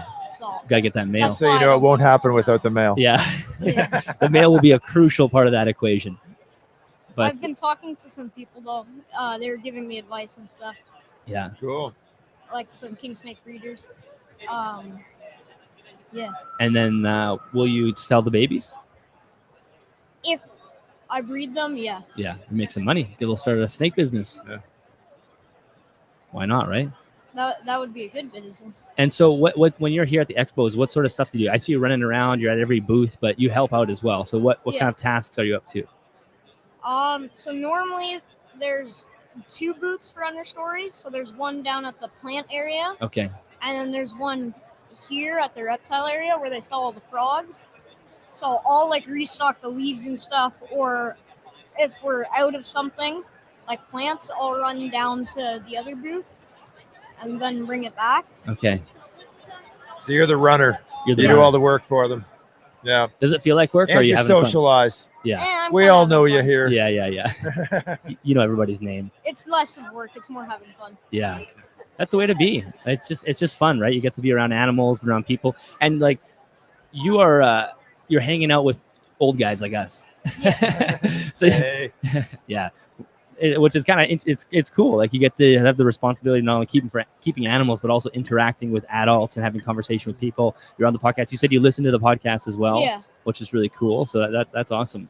Do you have a plan moving forward? Like you said, obviously you have an obsession with animals. You're still so young, so you have probably like 40 years until you have to decide what you want to do with your life. But do you have a career goal or anything like that? Not really. No. I mean, when I'm older, I guess I'd probably want to start an animal business Okay. where I can sell animals for a Yeah. living. But For now, you're just having fun with That's the a ways animals. away. Enjoy it for now. Yeah, just enjoy being at the expos, doing the plant running and whatnot. Dylan's pressuring you into decisions. Yeah. Let's pick a career line right now. Yeah. Who knows? By the time you're 20, Chat GPT will have every job, and Yeah. we'll just be keeping. Well, it this is safe. getting heavy. Yeah, This is getting sorry, heavy. It's going too far. Do you have any other? Are you picking up any new animals today? excuse me? Are you going to get any new animals this weekend? Likely not. Okay, good. That's a good way to be. Not like don't follow suit with Greg. No, don't follow my suit. Mine were mostly planned, though. Yeah. That's true. We'll talk about that in a little This bit. is my guilty conscience Yeah. justifying. Yeah, the angel on the shoulder and devil on the shoulder. Well, James, it was awesome to chat with you. Is there anything else you want to say before we wrap up? Nope. No. Okay, well, thank you so much for coming to the table and chatting. Thank you for doing what you're doing here. It's so cool to see a young guy with the enthusiasm that you have. And thank you for listening to the podcast. Thank you very much for inviting me. All right. We'll see you soon. Thanks for giving me one, man. All right, Greg. We've almost burned through this whole 90 minutes. Maybe does your friend Matt want to come in? Yeah, come on over. There's. Oh, Hello. How's it going? hello. I'm good. How are you? Roxanne good. won't join us, Okay, that's okay. so No, I'll probably sit not. beside Matt. yeah. Hello. Hi, Greg. Oh yeah, we still have it set to James height. We'll get this a little higher for Yes. Well, you. Are you having a good show so far? big shoes to fill. Yes, I am having a really, really good show. Yeah. Really, really cool selection of reptiles. I'm not really looking to buy anything per se, but Yeah. I came to support and I came to meet people and I came to have fun. So Cool. that's So a cool thing. Tell us a little bit about. I think you have a YouTube channel as Yeah, well, of so let's course, check that out. And it's then called Mystic Animals. Mystic Animals. Okay. Yeah, and it's spelled weird, so Miztik. So Okay. weird, but doesn't matter. We specialize in animals that tend to have a bad reputation in the hobby. So like Nile Monitor is my favorite project right now. Okay. I also have a Savannah Monitor. Is that the and- Now Monitor that you? Yep, oh, that's yep, your yep, enclosure. that's the Okay, same, yep. gotcha. We also are in the process of breeding tegus. Like it's our first year, right? We haven't produced anything yet, but I really think that they could be the next big monitor type thing, right? Where like people like to keep a big lizard, right? Yeah, But yeah. a tegu isn't like going to be 7 feet long, right? Right. So I think it's the perfect size for that. But we like to basically work in education to change people's minds about reptiles that might have a bad reputation. So like iguanas, I handle my iguana all the time, right? Yeah, yeah. People think they're nippy. I pet mine on the head. She closes her eyes. Yeah, She yeah. loves it, right? Savannah monitors. He'll tell you my Savannah Yeah, monitor is it's the nicest Savannah monitor on the planet. It's what influenced me to get. Okay, Yeah. I see. Actually, it was Roxanne who's hiding over Oh, there. Who Oh, influenced she me was the into- culprit. Yeah, She found it. Yeah, yeah. yeah. Although I'll say not all Savannah monitors are that tame. No, I've seen some really, really angry ones, and like they're mostly probably either imported or mistreated during like their early stages, and Yes, that's why yeah. they hate humans, right? But if you work with it really well, or if you buy it at an expo or whatever, and you buy it and it's this long, you can have a can best friend socialize it, in yeah. 2 years. Yeah. Yeah. Do you ever get concerned, like working with these larger animals, that you could promote people to keep a larger lizard that shouldn't? Because that's Yeah. also a side of it too, right? So the way that I make peace with that is by providing enclosures that are so like well thought of in terms of what they need. Like my Nile monitor is it's a ground species, but he has 6 feet tall, Yes, right? yeah. So I'm hoping that if ever I inspire somebody to do that, then I'll inspire somebody to do it the way that Yes. I do it, and that's positive in that way, right? Yeah, I would not want somebody to keep a Nile monitor in a 4x2x2, but when we got him, he was this long, and that's what we kept him in, right? Yes, yeah, But yeah. eventually he got a big upgrade, and that's what I wanted to tell people is you have to keep up with what your animal needs, right? That's Yeah. so important, especially in a hobby where people want to get, right? In like at an expo, people will get 3 or 4 impulse animals. Absolutely, Right? yeah. And right? No, I'm kidding, right? No, Only one. Only one. Right, but you're always good at housing them and everything too, right? So but that's the most important too. Yeah. So we use our animals as an educational tool to tell people how to keep animals correctly. Yeah, right? and I think that's good too. Like, I think people intuitively understand that, okay, you have this great socialized large lizard. They understand that that's a big part of that is the enclosure and the environment and the husbandry that comes along with that you're showing off, Yeah. right? You have this big enclosure for your Nile. Yeah, it's not a personality trait. Yeah. It's not. It's work. It's work, yeah. It's really what it comes down to. Yeah. You know. And you're even showing- when you got Wilma, Oh, yeah. like she was good, but like look at her now. Oh yeah. In a short period of It's 'cause time, you if let you're her- if you're it's because you let her bloom into Yeah. a No, comfortable lizard. it is work, and Yeah. monitors in general are very smart. Yeah. Yeah. So you really can get them to be puppy dog pets. Yeah, but you can know. also, and because of that, you can also go down the other side. You of- can. You can. Yeah. Yeah, I think that's true. I mean, I love when people show off big enclosures because then you really are painting a picture of what you're actually getting into. Yeah. Like you'll see a Nile monitor in a deli cup, and yeah, exactly. Yeah. And And you you're see like, somebody walking "Oh, out with it's so that, and you cute." go, It'll be Do you this know what little you just green bought? thing, right? Yeah. Because they dull up over time, right? Right. And then you end up with a huge lizard that's way bigger than you thought, and it's less colorful than you Yeah. thought as well. And then you're like, and it wow, whips you every and time you it's get got close. this long talons, and Yeah. you're like, and now it's dangerous. Like our Nile monitor, we got him we rescued him from Kijiji because the guy had it seized, I think, right? Or his ex-wife or whatever gave like a complaint or whatever, and then they got rid of him, right? And it was on Kijiji for $100. Wow. And I was like, if I'm not the one to pick it up, Who's and gonna get that? I had worked with crocodilians before and Yeah. stuff like that. I used to be an educator at Magazoo, which is a reptile store in Montreal. Okay. Now I do it for myself, but Yeah. over there I worked with crocodilians and stuff like that. And I'm like, I can take care of that Nile monitor, but who can? Like, who else can? Like, Yes. we lived in Montreal at the time, and I'm like, it's not even a place where like you have like access to big feeders and things like big feeder Exactly. animals. Yeah, Like, yeah. you know, it's it was a dilemma, but we wouldn't do it again. But we did it once because that little monitor needed a home. So Yeah. And he's turning into a lovely animal. oh yeah, Like the difference is incredible to Well, watch. You know, he actually he gets a unique perspective because he is the first person that visited my new place, right? And I had only been there like a week, right? So when he first saw Kyle, my Nile monitor, in real life, he was like, "Oh, you know, Yeah. I can't cuss," but you know, still, he was like, "Whoa," you know? Yeah. Now He gads is what I said. he gads. Arms great. No, so last time he came over, he actually held him.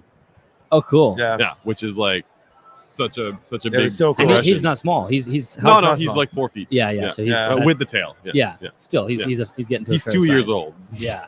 And that's the thing. Like that's where you see People like, don't realize that either, and Yeah. that's another thing is if YouTubers aren't going to keep those animals, then nobody's going to see what it's like to keep those animals. Like, try to find some Nile monitor footage on YouTube. we can't. It's tough. Yeah. It's yeah, very yeah. tough. You'll find Yeah. wild like like Nat Geo stuff, right? Yeah, yeah. You'll find them in the wild, But you also don't have a human context.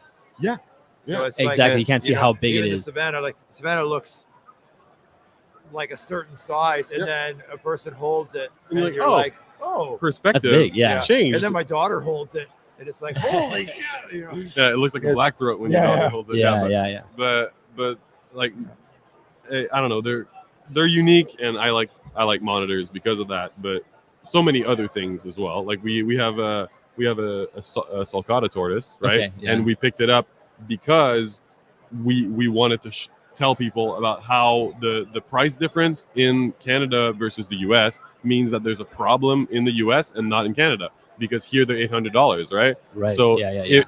if people in Florida weren't selling baby sulcatas Yeah, for $50, Exactly. Yeah. you know, then maybe you wouldn't have a problem. you Yeah, know, where yeah. people get them and then they're like, oh, it's oops. eating my drywall.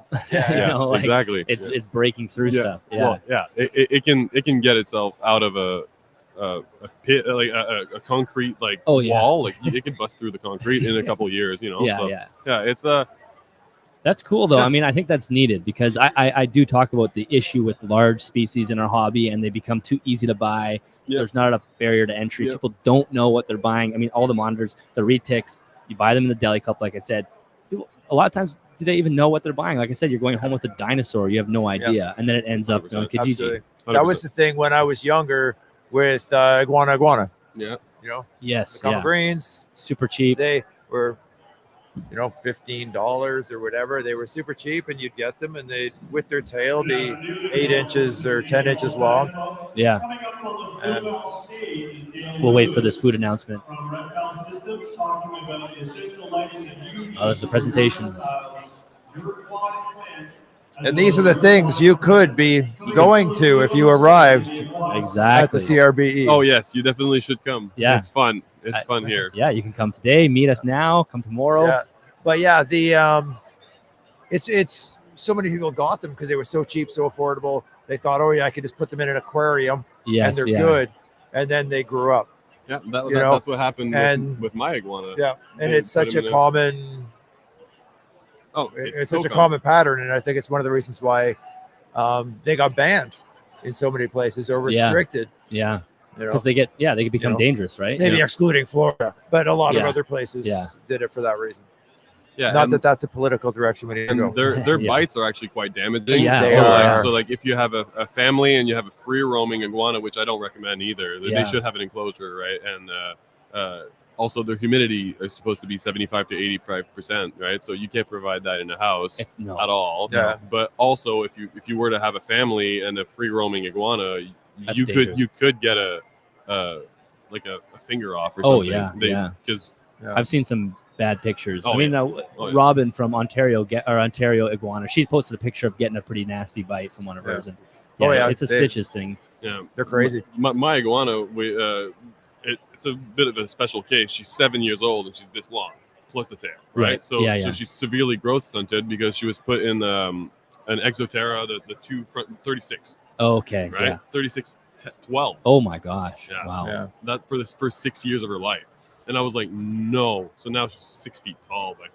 Yeah, she's an ambassador. So, but cool. she's bearded dragon size, and she will always stay bearded dragon size. That's like the perfect educational tool, because I would show someone that and they'd be like, "Oh, perfect pet," and I'm like, "Haha, imagine it like 6 times bigger." Exactly. Yeah. Oh, not fun. And I'm like, "No, not fun at all." No. Right?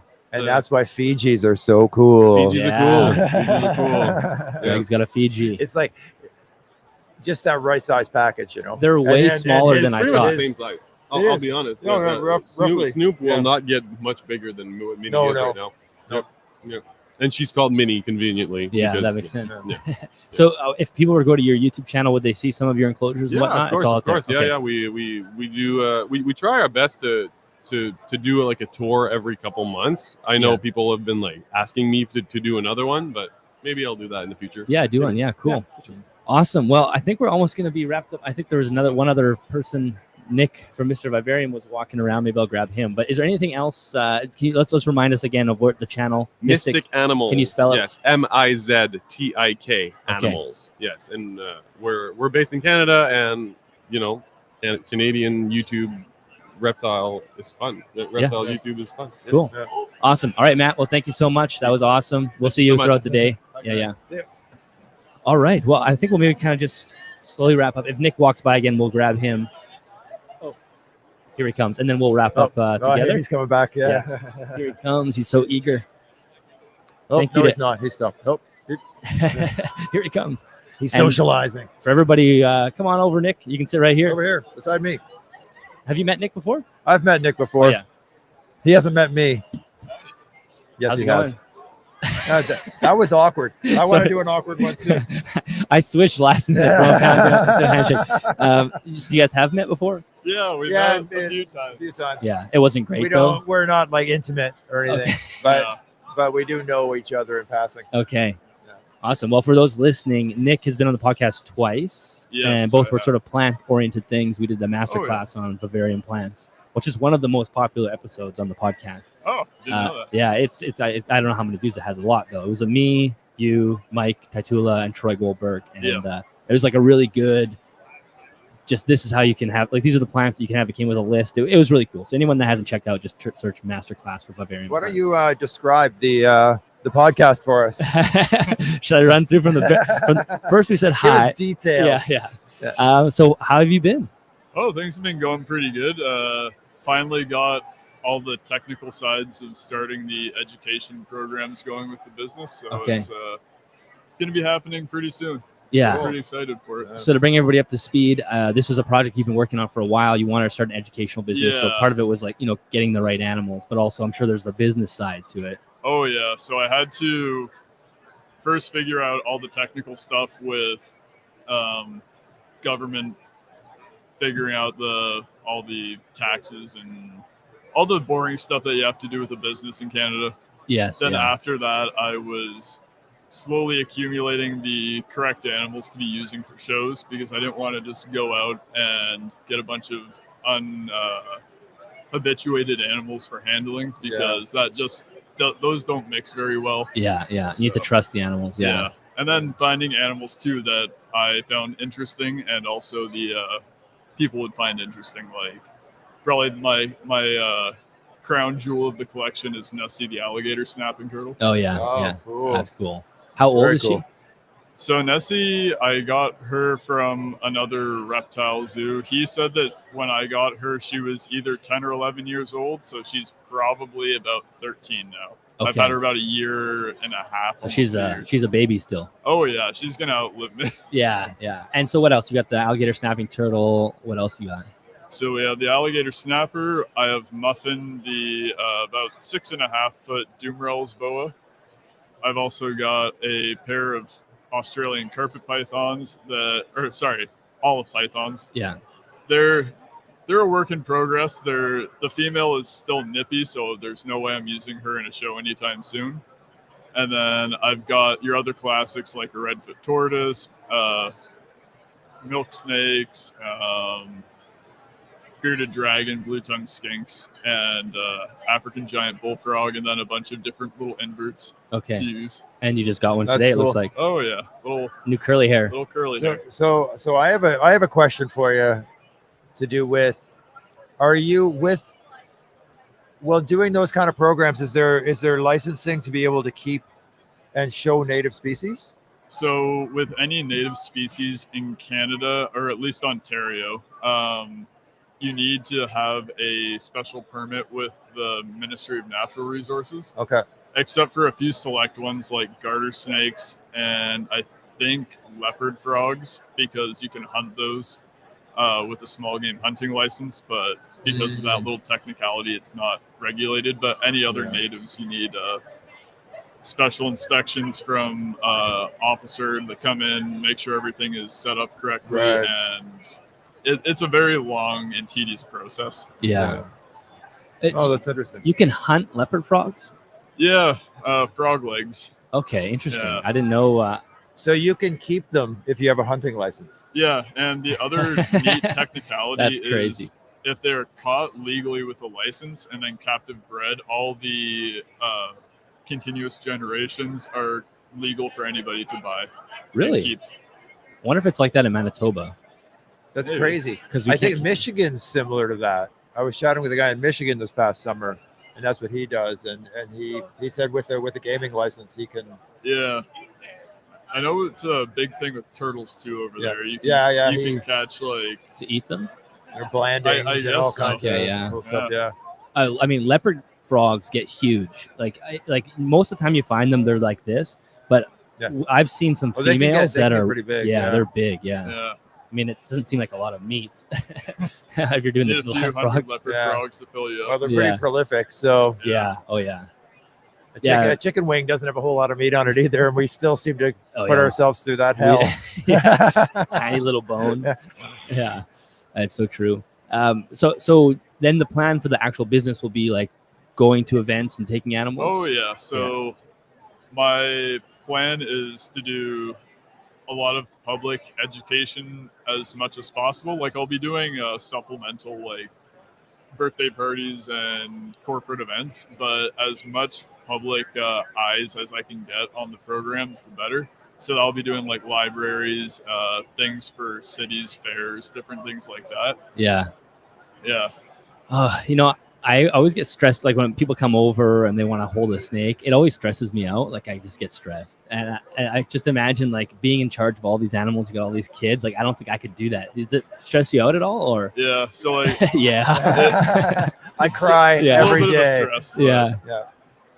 You know, like I used to do a lot of work with youth, like in youth groups and stuff. So Okay. I feel like it's given me a good grasp on how to actually deal with children, and having a lot of cousins and stuff has helped too. where Yeah.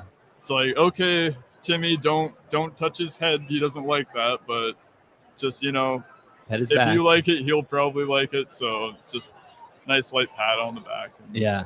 Or stroke, I should say. Don't pat a snake.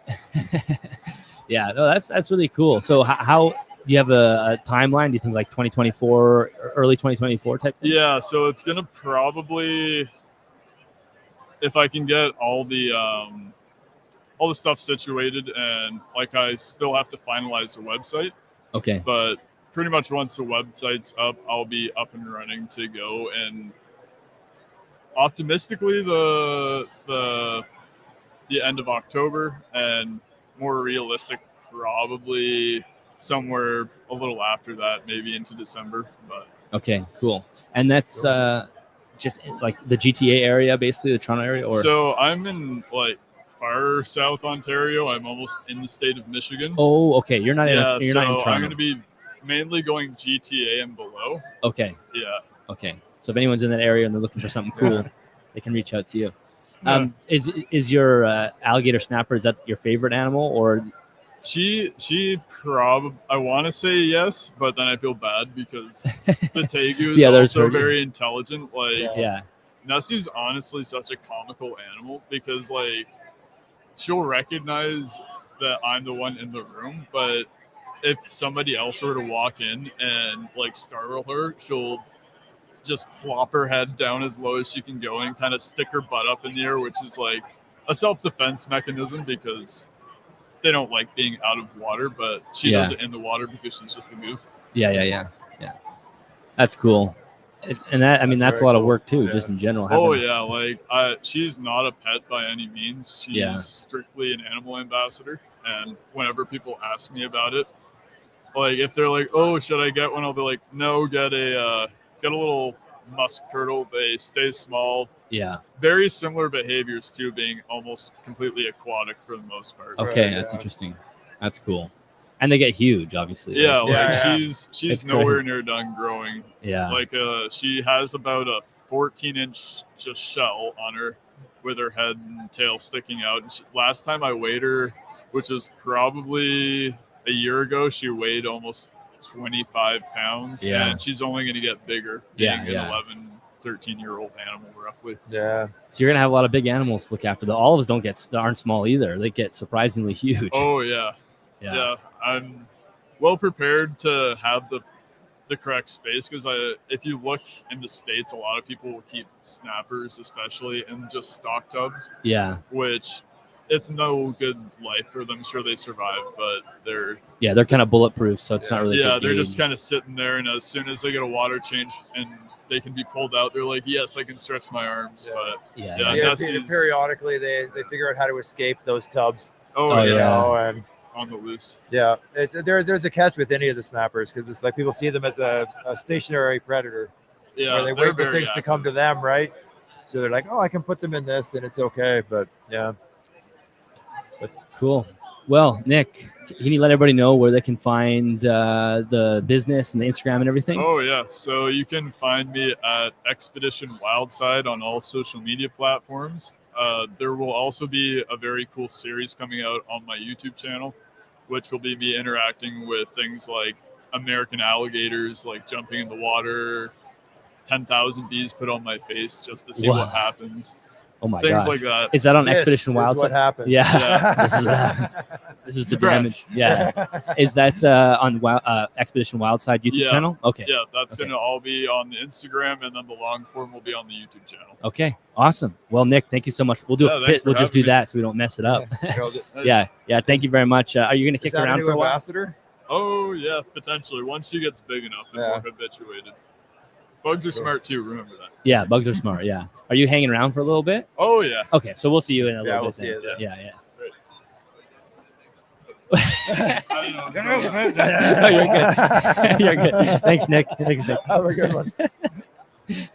See, using the term ambassador is a good way to get animals into that. Just an ambassador. Yeah. Okay, that was awesome. We've already blown through our 90 minutes. I kind of want to wrap up with you. Are you good for another 10 minutes? I'm good for 20, 30, whatever. 40 hours. It's so loud in here. I find it very hard to hear you. I know. I'm sure the people there can hear you, but and I can hear you guys. That's why I put the headphones on. So it's not that. It's not fair. Maybe I'll get my. Life. I'm getting older, so my hearing's. I got to get used to it. Tell us what you keep. What I keep? Oh, I have a few monitor species. So I have yellow ackies, Kimberly rock monitors. I have a Savannah monitor, about 3.5-year-old Savannah monitor. She's lovely. A Fiji, banded iguana, some gargoyles that I breed just kind of on the edge of things, and Phelsuma. I've actually kind of downsized my Phelsuma, and I'm kind of clearing that out for more space within my monitor realm. Yeah, you're gonna need space. That's my bigger passion. Yeah. And I like the socialization of them. I like the way I can communicate with them a lot more. Because you were saying to me yesterday that you started with dart frogs, and going from dart frogs to monitors is probably the most extreme thing. Yeah, well, I I started a lot before dart frogs, but Okay. dart frogs were a big thing for me for a Okay. while. Yeah. Like I was what, as most of us are, and as we all start this same story as most of us are, Yeah. I was the kid who collected frogs, and I kept turtles when I was young, and I kind of always pulled myself through the reptiles. I had a green iguana for a long time through my teens. Eventually I had to pass it on because I was young. Yeah. And I was an apartment dweller. So you can't. Yeah. So how do you move from apartment to apartment with a giant lizard, the giant dinosaur, right? So, but yeah. So I've had them in my life most of my life. I went through a period when I didn't. That's when I met my wife, so she didn't realize what she was getting into. Oh, you tricked her with the pause. Yeah. But yeah, so I'm definitely focusing more on the monitor realm. And should we say we got 3 new ones this weekend? I have got 3 new ones this weekend. So I have a black tree monitor I'll be going home with, and a female yellow Aki to pair with my lovely male that I adore. And then I'm going home also with a white throat, which is an ambassador. We will call it. Yeah, so it's a whole lot of crazy, but I do know what I'm getting into. Yeah. Yeah, that'll be cool. So that'll be exciting as time goes on. Yeah, definitely. There are 2 things that I definitely want to talk to you about, and they're both like creative things, because you're a creative person. You like to tinker. A is the 3D printing stuff. Yes. And then B is just the stuff we were talking about this morning at breakfast with like the dry lock, and I want to make sure we get that on there. Yeah. So let's start with the 3D printing. Like, tell me about what you're doing with that. You've already shown me some really cool things. Yeah, the 3D printing for me, I don't see it as like a moneymaker as much as filling missing niches. Yeah. So I do some feeder rings that are kind of more twistable and movable, so they can go on any angled item. But I'm also really getting into doing like enrichment toys for monitors and trying to come up with kind of newer and crazier ideas for that. Yeah. Can you walk us through that little? I wish I had it with me actually. We can show it tomorrow on the stream too. Yeah, it's actually a little tube, and it's got a button trigger that I've built onto it, so a trap door can get fired to drop out any food you put in it. So the size I'm working with right now, it'll fit pinkies or whatever, roaches, crickets, whatever kind of thing. And then as long as they can figure out to hit the colored button, and it's a big red button. Yeah, that's cool. So I just can imagine how much stuff we can suddenly do with 3D printing as far as like enrichment goes. It's like a game changer. Yeah, even just around my house, you get trap doors constantly coming. Oh, I need a hook. Yeah. Print it out. So yeah, you can really think outside the box. And kind of come up with cool stuff. I can just already think like, any puzzle feeders or things like that. Like it could be a real game changer for reptiles. Yeah. I don't know.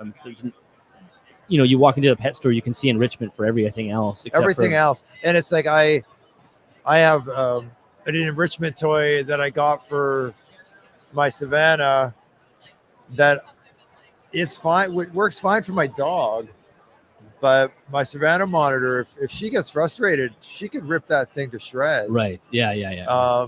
So it's some of it's thinking about similar kinds of things, but more making robust. them work for the animals they're intended for. Yeah.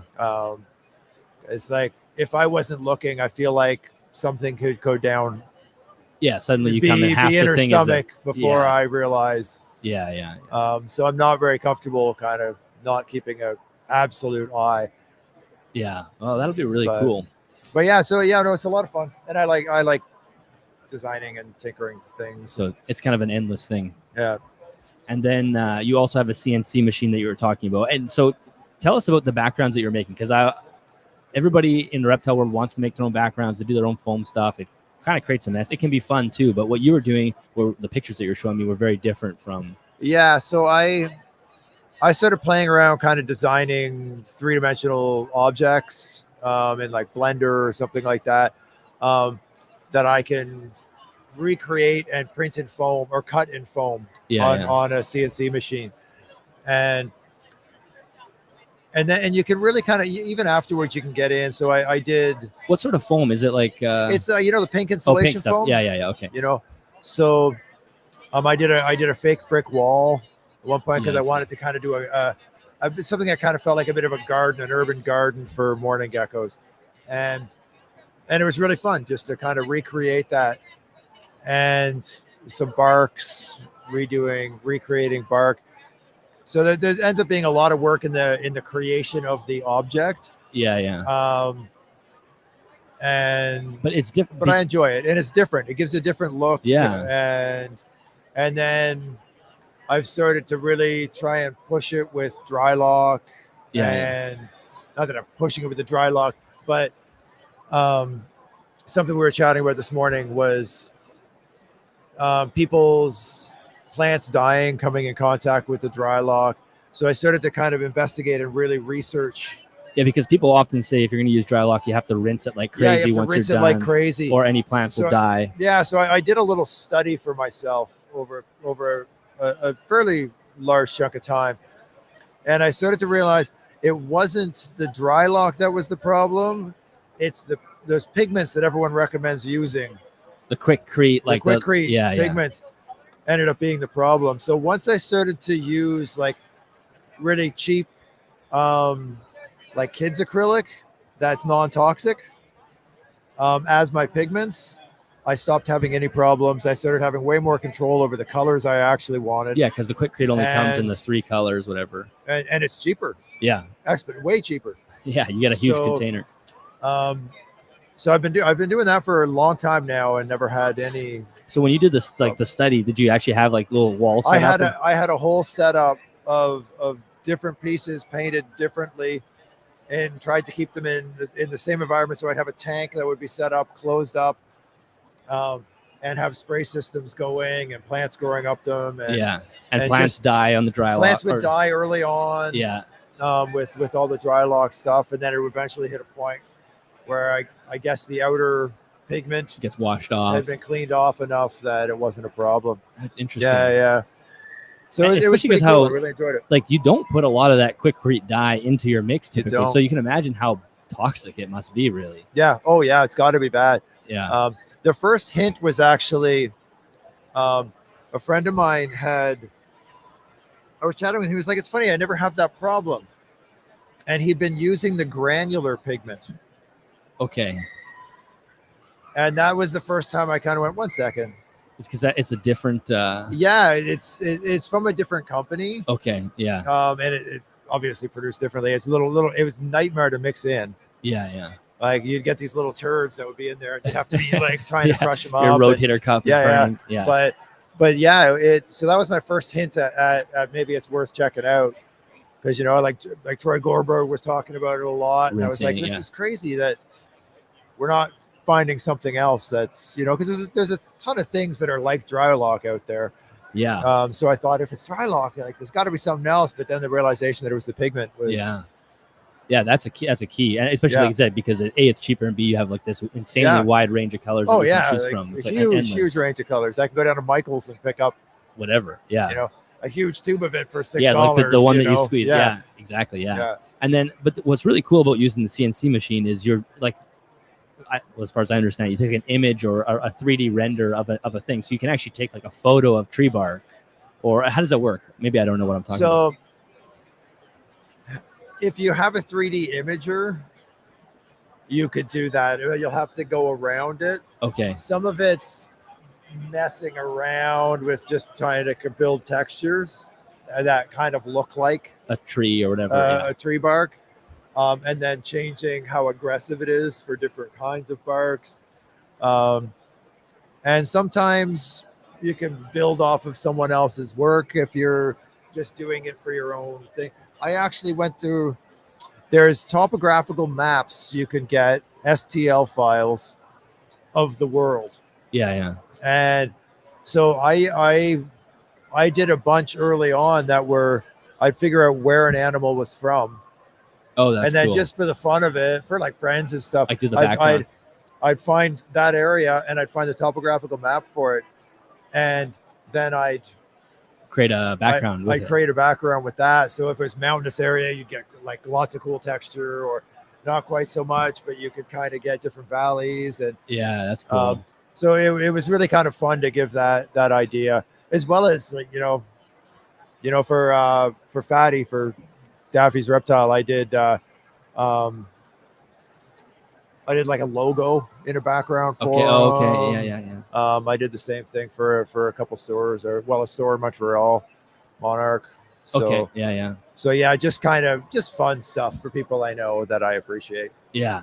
Well, both those things just unlock so much. It does. With the world. I mean, there is something said to be doing like something handmade and being able to carve the stuff, but it really does take a long time, and it creates a mess too. It is. It's a long time to create.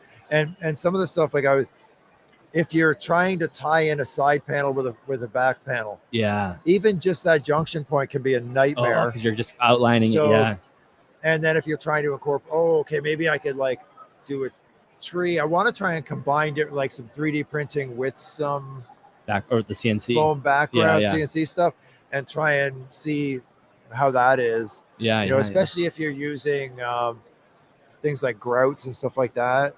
With it, you don't have to worry about. It can blend in pretty easily. Yeah, that's cool. I mean, I think there's so much potential here. It's but I think that's why I wanted to make sure people heard. I already see that someone said it's an invaluable tip, the dry lock thing, because it really is. Like everyone's like, oh, my plants are dead again, and I actually just experienced it too. I'm like, oh, there's like a pothos dying off. I'm like, when does pothos die? It doesn't die. No, exactly. It's like the invincible plant. And luckily, it's resprouting and everything. But I thought, but plus too, my mind was like, my animal's in there. Yeah. Oh, exactly. Like, and that's what started to scare me, where I was like, I have a lot of, and at the time of those experiments, I still had a lot of dart frogs and stuff, where amphibians, like, they just have to look at something and they absorb it. Exactly. So I felt very aware of that. But yeah, for me, that was a game changer, kind of discovering that. Yeah, that's cool. Yeah. Well, we've already exceeded our time by 30 minutes almost. This was awesome. We'll talk more tomorrow, because there's a lot more for you to talk about too. Maybe we'll bring on some of your 3D stuff tomorrow. We can show people. That'll be really cool. Is there anything else? I don't think so. I think we should. Thank you, everybody. Yeah, thank you everyone for watching. This was awesome. I don't know how many people are here. There's definitely people in the chat. I guess it says right there, 13 people are in. Oh, look at all you. That's cool.